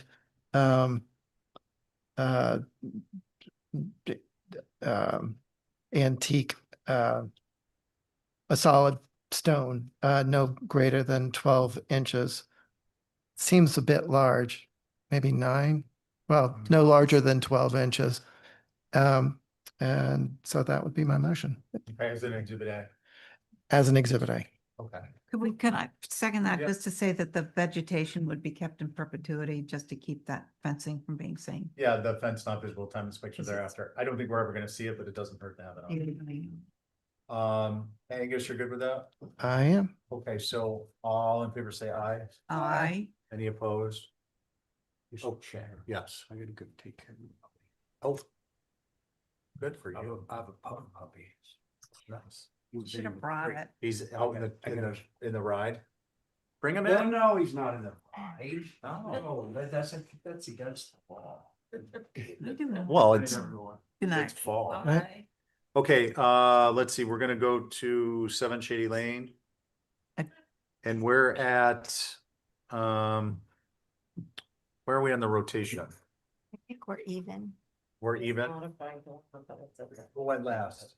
We both did. No, you both did. Who went before that? All right. Joe, pick a number between 1 and 10. 7. Okay, you won. What did I win? All right, Joe's up on this one. Okay, Chip, when you're ready. Yeah, good evening. Yeah. Yeah, this is going to be your easiest application of the evening. Don't say Chip that. Webster, on behalf of the applicant for some minor revisions at the existing main house at 7 Shady, the same property that we just looked at. So I will share the screen and walk you through it. 1 second. Huh. Sorry, let me try this again.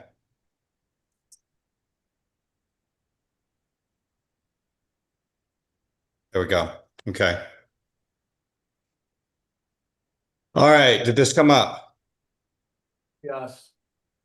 So the in the upper left is the south elevation, the front elevation of the existing house. You can see the same site plan that we saw on the last two. The proposed changes are to, if you look at the site plan on the right-hand side, you can see there's a little bump out towards the back of the house on the left-hand side. And that's an existing porch that is looking to be closed in for a storage space. And then there's the porch that's on the very back of the house facing the pool. And there's a proposed modification there. So here's some photos. We can skip through that. Here's the the previous approval. And then this is that on the south elevation, the street facing side, that storage element that is set back to the back of the house.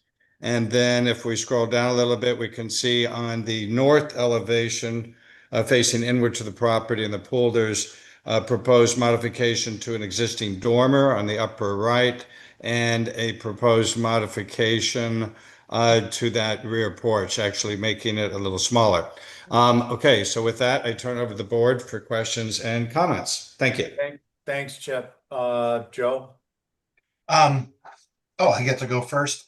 I reviewed this beforehand and I had no concerns, which I say with some hesitation because just looking at this again, I noticed that the deck that extends out towards the pool is extensive. But having just listened to the landscape review, it sounds like it's not going to be that visible. It's an integrated deck on the second floor and it extends out 12 feet plus. You can see it there in the roof plan. And it feels in keeping with the architecture of the building, and it looks like it would be screened and not visible from a public way. So I think I'd have some latitude. I think all the other changes are net benefits, improvements, I should say. Thank you. Okay, thanks, Val. Nothing really a concern. I agree with Joe. The deck is ginormous, but if it can't be seen, I guess it's okay. Abby, does anyone have a concern?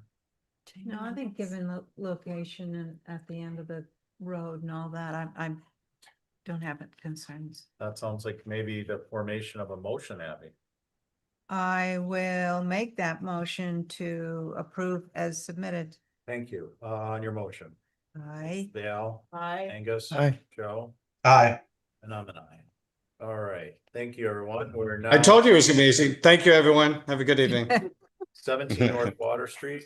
Matt? Thank you, Mr. Chair. I'm going to share if I could.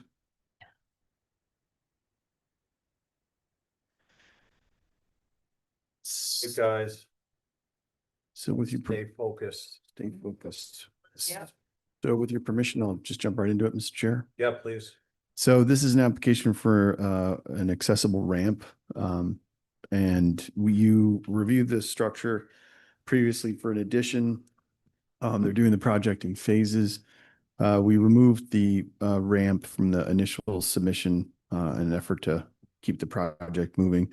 So we're back before you with the ramp. We did make some revisions, some minor revisions to it, an effort to minimize the the visibility of it, if you will. What we try to do is actually add the vertical balusters, which are the guardrail, when we hit 30 inches of elevation from the ramp to the adjacent grade.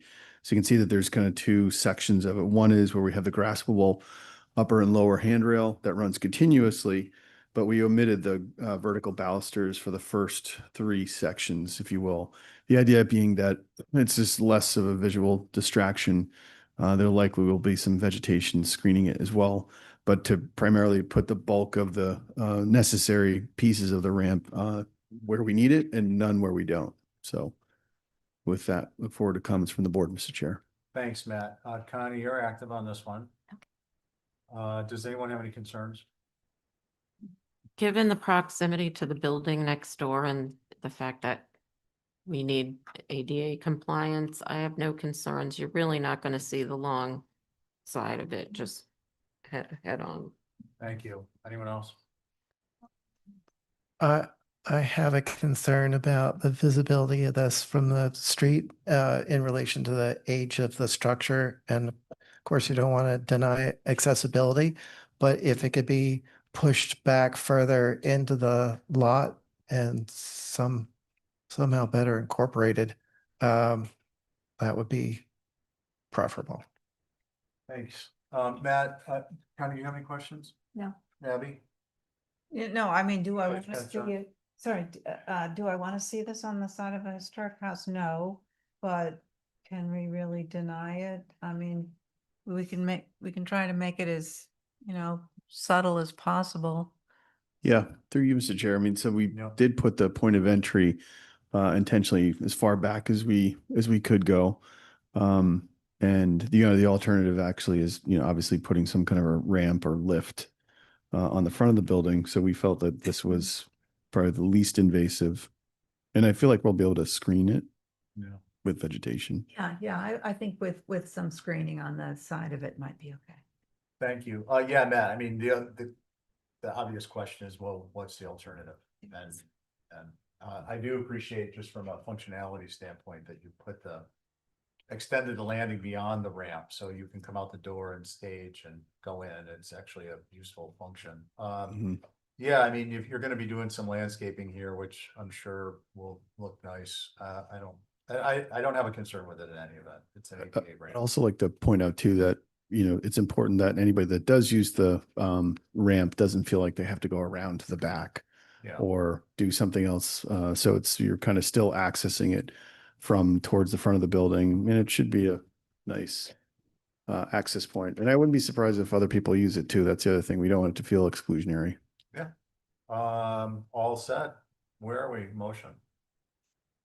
Motion to approve with additional vegetation along the side, that whatever that is, north. No, south. Oh. South side. Let's see. All in favor, say aye. Any opposed? Okay. Thank you very much. So Matt, now we are on to 5 New Street. They were holding, renovation. Mr. Chair. Yeah. Oh, that's the hold. Sorry. Yeah. I pressed the hold off, but I didn't press the application off. 126 Main driveway wall. Yeah, Chip is here and you also have 2 abutters online, just so you Okay. know. And is Don here or Chip's gonna represent? Oh, actually, Dawn, hang on 1 second. Dawn, did you want to screen share? Oh. Yes, please. Okay, I'm gonna promote you to panelist, okay? Hang on. Stand by. Actually, Joe and Connie will be active.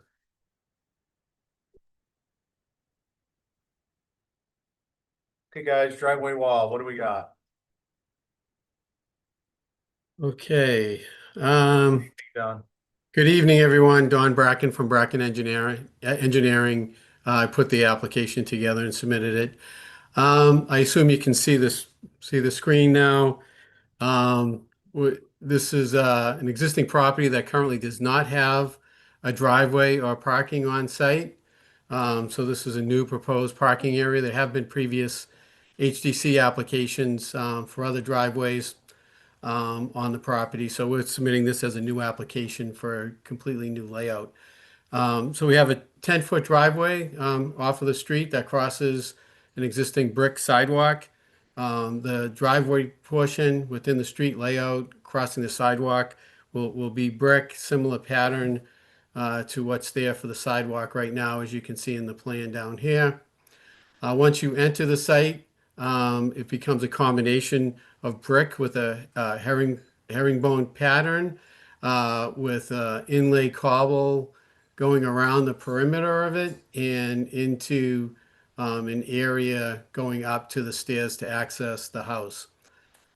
As you can see over here in the bottom right-hand corner, dimensionally laying out two parking spaces. One's a 7 by 17 foot space, which is a reduced space allowed by the town, and the other is the 9 by 20 standard space for meeting the town's requirements. The reason why we're proposing two parking spaces is because we will be eliminating an on-street parking space, and the regulations require us to make up for that on the property, thereby having the two spaces as proposed. The other aspect of the project is to construct a natural stone retaining wall that's I believe it's like 12 to 14 inches high roughly. There was a wall there previously that was taking out to provide access to get to the back of the lot for the construction of a house behind this existing house. So that's going to be replaced, the same type of wall that was there before. There is a photo of that pre-existing wall that was in your packet. And the last item that we're applying for is replacement of the existing fence with a like-kind fence as shown here. And with that, I'd be happy to turn over any questions or if Chip wanted to add anything to that. Thanks. Chip, you got anything? The only thing that I would add to it is that you're probably well aware of that we're restricted by the town elm tree, and that is the location and the reason for that short retaining wall. Gotcha. As advised by the town tree warden. Okay, thank you. Let's see, who would like to begin? I have a question. Bill? What, it looks like the herringbone brick is closed in by a different material. Like it's framed. What is that? Anybody? Let's Yeah, see. if you enlarge it, I believe it's cobblestone. Am I right, John? Yeah. Yeah. I'll try to find a detail of that. Unless you've already found that it's cobblestone. This gray area going around it is the inlaid cobblestone, but actually I'm not sure what this double line is here offhand. I don't know if it shows up on the detail. No. It could be a perimeter of the S&H brick running around it, which could be eliminated. We could simply run the herringbone up to the cobblestone. I just think it's rather complicated with all these different things going on. To just keep it simple would be better. That's just my 2 cents. Okay. Thanks, Mel. Angus?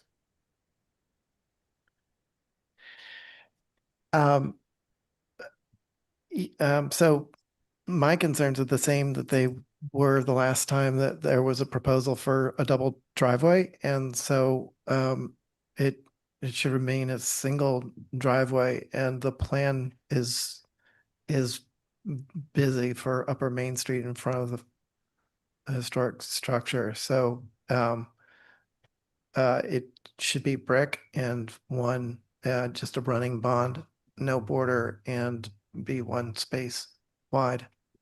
Thank you. Okay, there's a couple hands up, I think. Yes, there are. Can we go through them? Yep. So, Anthony Tavares, would you like to unmute?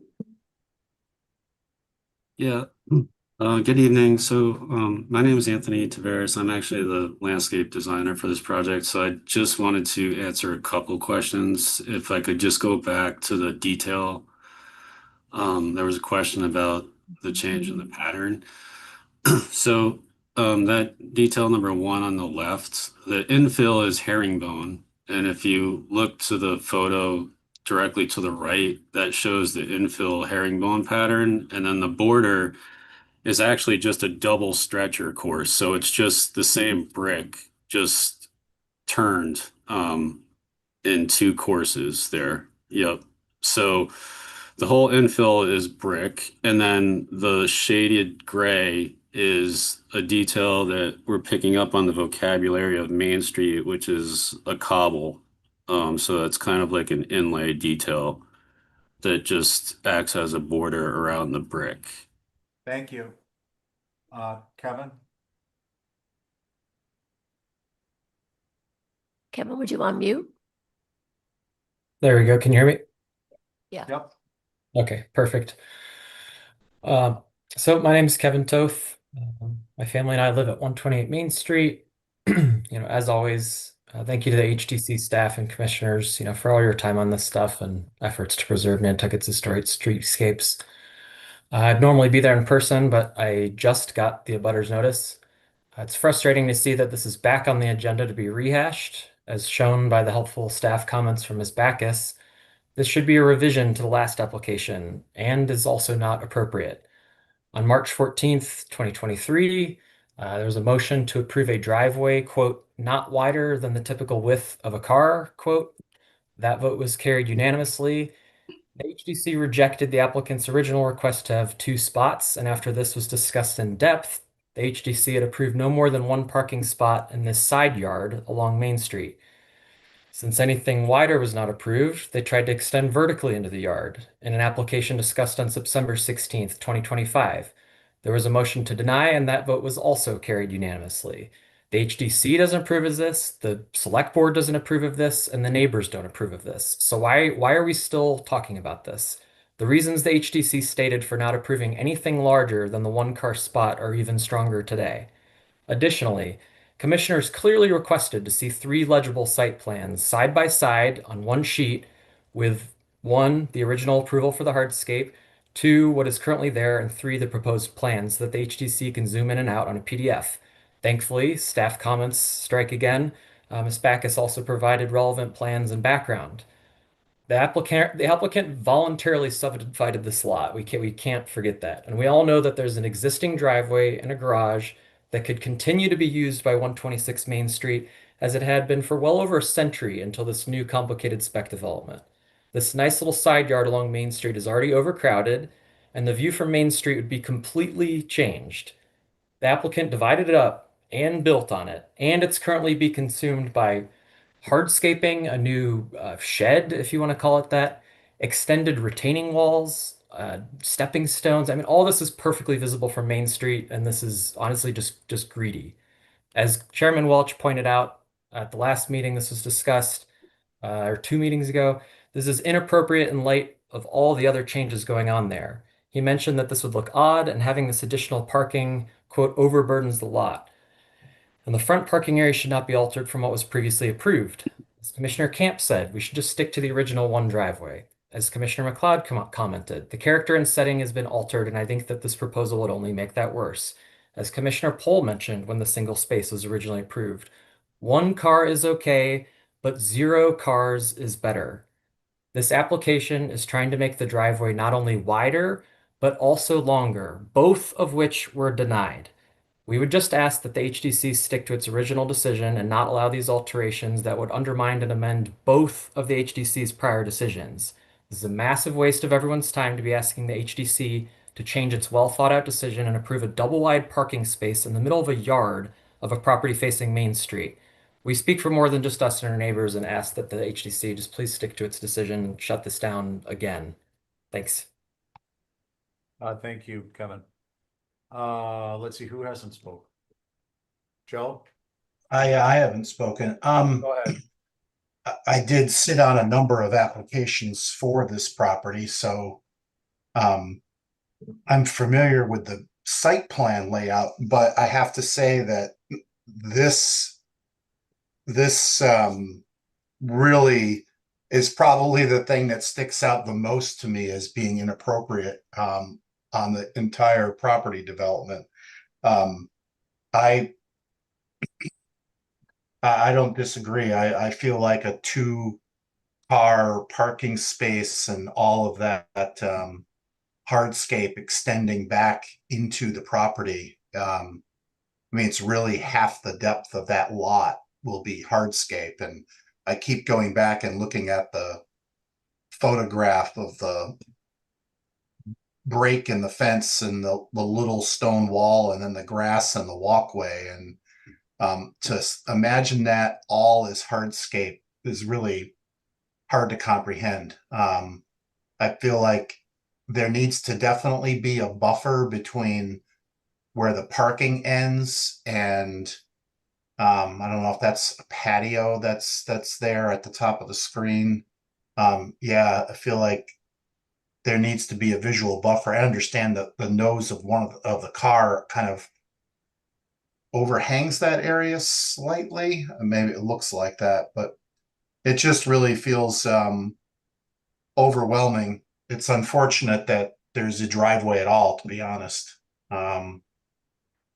So the idea of having a comparison of the previous approval and this approval side by side would certainly be helpful, but I don't see a way forward given what we're looking at. Thank you. Thanks, Angus. I spoke. Oh, you Me. did, I'm sorry. You did? No, I did not. Thank you. Please. I echo what Joe just said. I feel this is inappropriate. It's 1 car max, 1 material. I just think that, yeah, what Joe said, it's just inappropriate. Thank you. Thanks. Bill, you want? Okay, so Chip, Don, couple quick things. One, I don't see this. Can we scroll, show the colored driveway area, the other side? Where the cars are showing? And then scroll down a little. So this, to me, just, I mean, I'm just looking at the functional aspect. This doesn't work. To be able to pull up and then back the car out on the left to get over what's behind it. So that apron would have to be wider or at least have a flare. So that's number one. Number two, can we zoom out? Or maybe go to the other layout. Yeah. This is just far too extensive. But far too extensive for what? The context of the history of the project's relevant. And so I'm having some difficulty with the concept that this is a new application. And what that does is, I'm not suggesting there was any intent here, and if there was, that there was any malicious intent.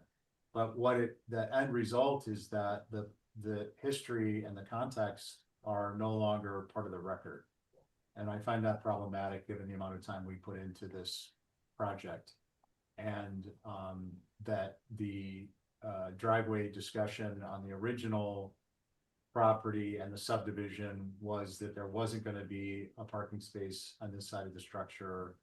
And then it evolved into a more limited parking space that wasn't really shown as a parking space. And the discussion was that it would be, I think it was that it was going to be grass and it wouldn't be used, or it wouldn't be used extensively. And now we have a full-blown 2-car parking and like a terraced area. And we don't have the prior application. So there's that concern. And I think that's both reasonable and legitimate, or I wouldn't be saying it. The other aspect of this that's concerning is that the select board has or has not approved the removal, has or has not approved a curb cut here. Yeah, I mean, if I may, that the ultimate concern that we have here is, you know, the select board, you're taking away one street parking spot on the street, and I understand that's not HDC related. You take one off the street, you got to create two on the property. And yes, the parking spot to the left, it doesn't appear functional, and quite honestly, will truly probably never be used because, well, Kevin alluded to that you could use the driveway on 126. That's irrelevant because that's a completely different property, but it does remain that there is parking on that side. We're simply providing the minimum requirements for the parking spaces, one being 9 by 20, one being 7 by 17, the 7 by 17 being off to the left, as we're showing there. And just one curb cut 16 feet long. So that prevents us from having to go to the select board, and the select board are, you know, and we're restricted by the elm tree, so we can't go any further over to the right. And across on the other side of the street, Main Street, there is no parking over there. So we're subject to meeting the select board requirements while the other side of the street is not. Doesn't really seem fair, but that's the way it is. So they have not actually approved this. no, they haven't approved this. And if this were to get approved with a 9 by 20 and a 7 by 17 with a 16-foot curb cut, it requires no approval from the select board. We're only taking away one spot on the street, and we're creating two. I believe they still need to approve it. It might be a rubber stamp approval, but it's my understanding that's for the attorneys that we meet the requirements that do not require that. My concern is that the HDC not in general, but in the context of the discussion we've had historically on this property, it becomes, you know, over time, the ground has shifted, no pun intended, and then we become the decision-making point for the select board, as opposed to sticking with the historical record, with respect to the development of the property. And I think it's important that we have that context. And if we decide to change our mind, that's one thing. But I think in a sense, we're being denied the opportunity to review the record because it's not part of this application. And I don't think that that's fair to the process. On the merits, I was involved with, the development of the property with respect to the HDC review that allowed certain attributes and denied others. And I feel very uncomfortable with the idea of reversing myself on this, looking at this separate from the historical context of what was denied and what was approved. So, and I think that that's part of our role. You do have the photos from the original. Yeah, no, I mean, I recall a lot of the discussion, and, I know, I think Connie was shaking her head, yes, the timeline and the sequence of events here was that this wasn't going to be a driveway, then it was going to be a space that was just used for occasionally for parking, and then it came to, well, the select board won't let us do that, and now we need 2 car spaces. And all of it is inconsistent with what the original approval and the original potential denials were, as were stated earlier in the meeting. So Chip, I'm just really uncomfortable with an approval of this, certainly as proposed. I think that the consensus has been with the HDC that a 1-car parking space that is not a formal space that has, cobble in the grass is appropriate and approvable, but that and perhaps 2 that are set up like that, but having a formal, this is contrary to everything we've discussed. Okay, So I think what I would ask is we get, I would ask that we get revisions. And we would ask that you supplement the record with the past history. Okay. And personally, I think the idea of the cobble as if it's strewn in the grass is different, certainly way different than this. Okay, so if I'm understanding you, basically we soften it a lot, like the area off the porch. I'm just speaking for me. Yeah. And I think this area, for me, this area off the porch is a no-go. Yeah, This area of the parking is something that would need to be stone. I think we even had example images of where that's is on the island. I think there's one on Liberty. There's a couple different yeah, spots. there are, and there's one right down the street. This is not, clearly you have no support for this in terms of appropriateness. Right. And I think a revision, heavy revision is in order. I think we even talked about geomats and different things. Well, that was it, to try and come up on an angle so Yeah. that it wasn't visible, because at the end of the day, the homeowner has no intentions of parking two vehicles on there. And I know that's just me stating the fact that they're not going to, but they truly don't. We're battling between two boards. We're battling between the select board and the HDC. So we're trying to come up with a soft plan that's acceptable to the HDC, that on paper provides two parking spots to the select board. Totally get it, but we need to review something that even has a potential of being approved, and I don't believe this does. Okay. Based on the comments here today, so as opposed to pushing this towards, not pushing it, but as opposed to having this be a motion for denial, I would suggest that we go with a motion for revisions and Mhm. take to heart a serious restraint and self-editing on what's being proposed. Soften everything down. Yeah. I would, And that's not a guarantee. I understand, but like I said, we're stuck between two boards. Yeah. Angus, did you mean? oh, I was just going to make a motion to hold for revisions, but also to um, look at this side by side with what was originally proposed, what was existing, what was originally proposed, what was approved, and at next to whatever revisions are made so that we can see the full progression. Yeah, just supplement the record with it. We're gonna have it Sure. anyways. We might as well have you provide it. I personally don't have, I mean, just to to state it, to evolve a little bit, but at the same time, we need the context. I understand. Okay? Yeah. So we have a motion for revisions, Angus? And information, Angus? And side by side. Yeah. Yeah, that's the motion. On your motion, Aye. Val, Aye. Joe, Aye. Connie? Hi. And I'm an aye. Okay, great. Now we're gonna move on to Miss Oliver at 25 Hooper Farm Road, pool fence. I think your mic's been off, Stephen. Oh, thanks. At the end of the meeting. Perfect. So as to not waste any time, it's a 25 Hooper, a fiberglass pool, 12 by 25 with just some coping around the edge, set in the lawn. A proposal to add some 5-foot board fencing like exists at the back of the lot, and to plant privet in front of the fence. Okay. There are some cypress trees planted along First Way. If, you feel we need to supplement that, that's fine. We could also run a section of fence there. Okay. Any questions for Val, other than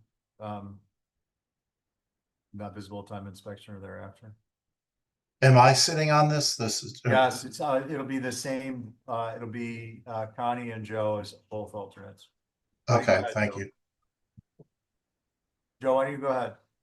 Oh, sure. Well, I was gonna ask the question if there was anything happening to the driveway, but I can see now on the site plan, it looks like the drive. The fence is gonna run along the back of the drive. Okay, right. So it's the driveway length is staying per this aerial, and there's going to be a fence there. I think returning that fence around the corner along First Way to connect with the fence in the back. Then I would have no concerns with our typical caveat. Thank you. Okay. Thank you. Connie, Yeah, I have no concerns with the caveat. does anyone have any concerns with that approach?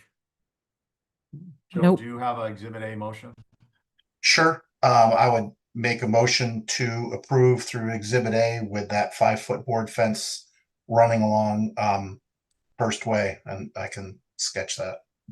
Thank you. Thanks. On your motion, Aye. Bonnie, Aye. Dale, or I'm sorry, Abby. Oh, sorry, I'm not on this one. I think it was Joe. Oh, Joe, Connie, No, Angus. Aye. it's only me. 4 of us. Okay, so it'd be 4 of us. Thanks. That's 4 in favor. All right, 32 Hulbert. Hey, sorry, good evening. Good evening. Not until I know what the exhibit is.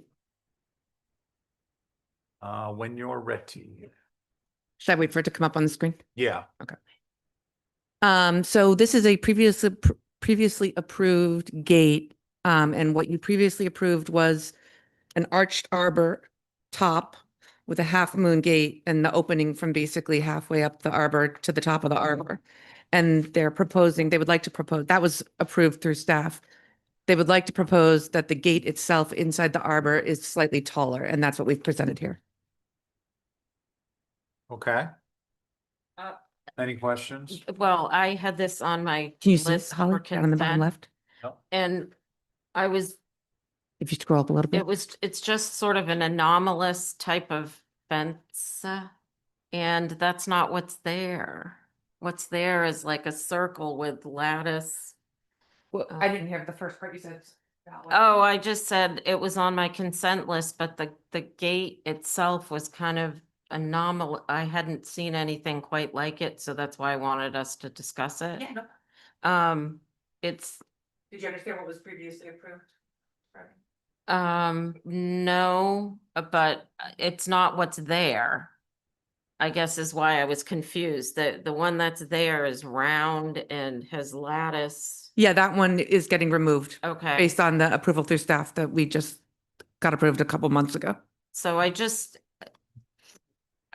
thought it was unusual, see how the gate rounds up there that high, and anyway. Can we go to that? It was just to discuss it. Yeah, we really gotta switch computers for this.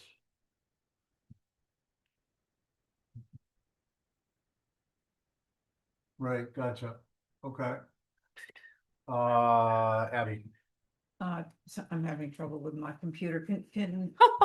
So, We're can having we a- blow that up, that far left, moon gate, whatever that is? Was it, okay, Tori, does it have 2 posts on either side? It's an arbor, yeah. Okay, so this is. Here is,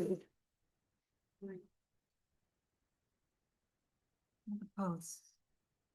I think this is the arbor. Is that better? Yeah, perfect. Okay. Oh, Yes, yeah, it but- looks so much different on this one. What I don't understand is, so why are there 2 lines there? So one is a gate and one is the arbor. There's an airspace in between. No, Yeah. yeah, Yeah. I mean, yes, but I don't think it's appropriate. Right, I and think- then, Yeah, just one rounded gate with some posts. You don't need to exaggerate it any Okay. more than that. can I just suggest one comment though, is that if this were appropriate, the arches need to match. Yes. That's, but I was just gonna say that. where it That's is like- elsewhere on the site. Well, I'm just saying. Oh, yes, Part of yes, the that issue they with should this be is dis- the arches don't match. Yeah, the- of course. We'd be happy to accommodate The that. drafting. Yeah. It makes Yeah. it look odd. Yep. But I think a simple gate, like a board and batten gate like that is fine. But not, Okay, I think we can leave, yeah, that's perfect. Angus.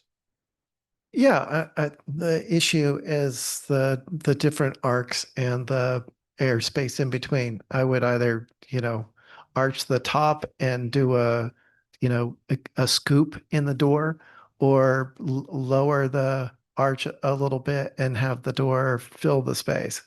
But yeah, the issue for me is the airspace in between with the different arcs. Okay, Connie? I was personally confused. I didn't think there was an airspace. I just thought the gate was being, the whole gate was being proposed higher. So that's Ah, not what I thought. So we are proposing the gate to be higher than it was last approved. Yes. Is that what your question is? But there, yes. Yeah. But there's no space, right? You were thinking the gate filled the arbor. Yeah. Yes, Yeah. which I'm happy to do that if that's more pleasurable and fix the curves, the arcs to match. Yeah. So Joe? Okay.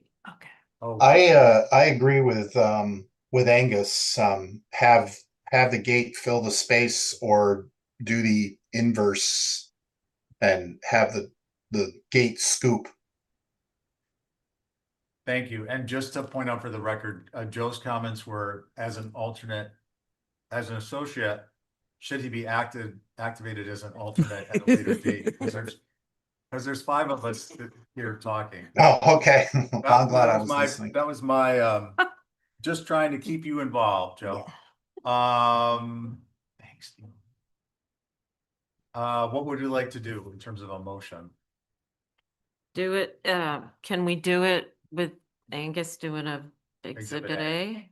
Do we have it seemed like the consensus was either fill the arbor space, fix the arch so it's traditional, fill the arbor space with a gate, or lower the gate and create a scoop. Tori, do you have a We would prefer to fill the arbor. Okay, so fill this space. Okay, and I just want to be clear that the gate is going to be on the property side of the arbor. Okay.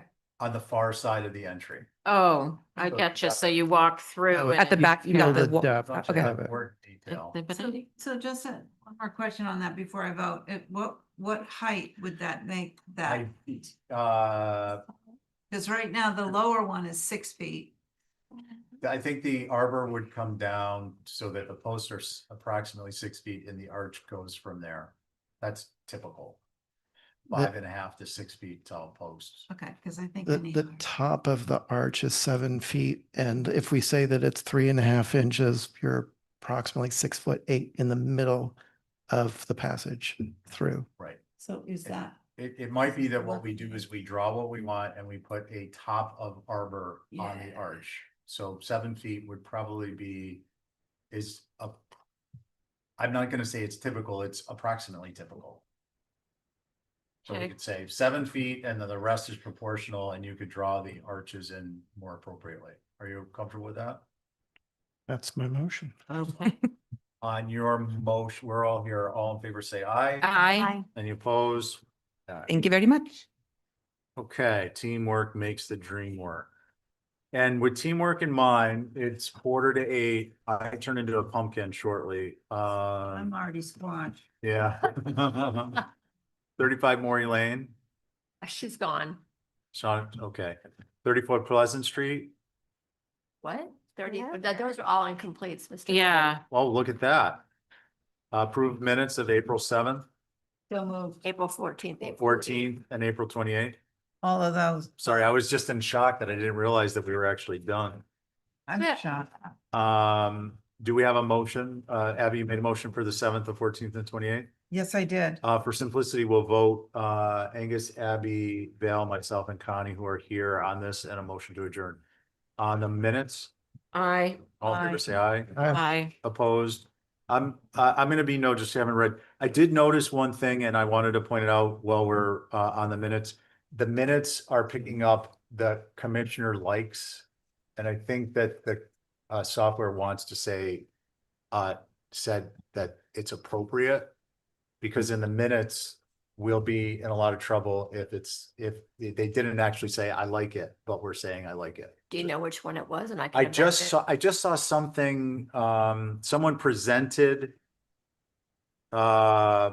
Maybe Holly did. Yeah, here's one, Holly Connect, this was 17 North Water, the meeting was March 3rd. Oh, well, I'm talking about these ones right here now. No, Oh, okay. I'm just saying in general, I keep seeing the board. So someone surmised the board generally liked the revisions. So That's the- Otter AI, yeah. yeah, so we need to fix AI because in an appeal that will toast us. Did we adjourn? And no, not yet. I just want to address that. I mean, if someone said like, that's different than the AI attributing it to us. Motion to adjourn. So moved. Next meeting, June 2nd, old business. All in favor, say aye to Aye. amendment. Any opposed? Thank you for taking care of that, Kathy. Ah, Thank you, Josh. thank you.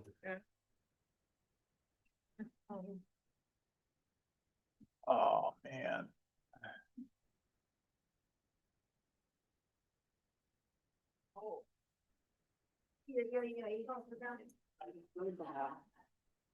What'd you say? I'm getting out tomorrow, so I gotta jump on the. That's for you. 100 goals a day. You.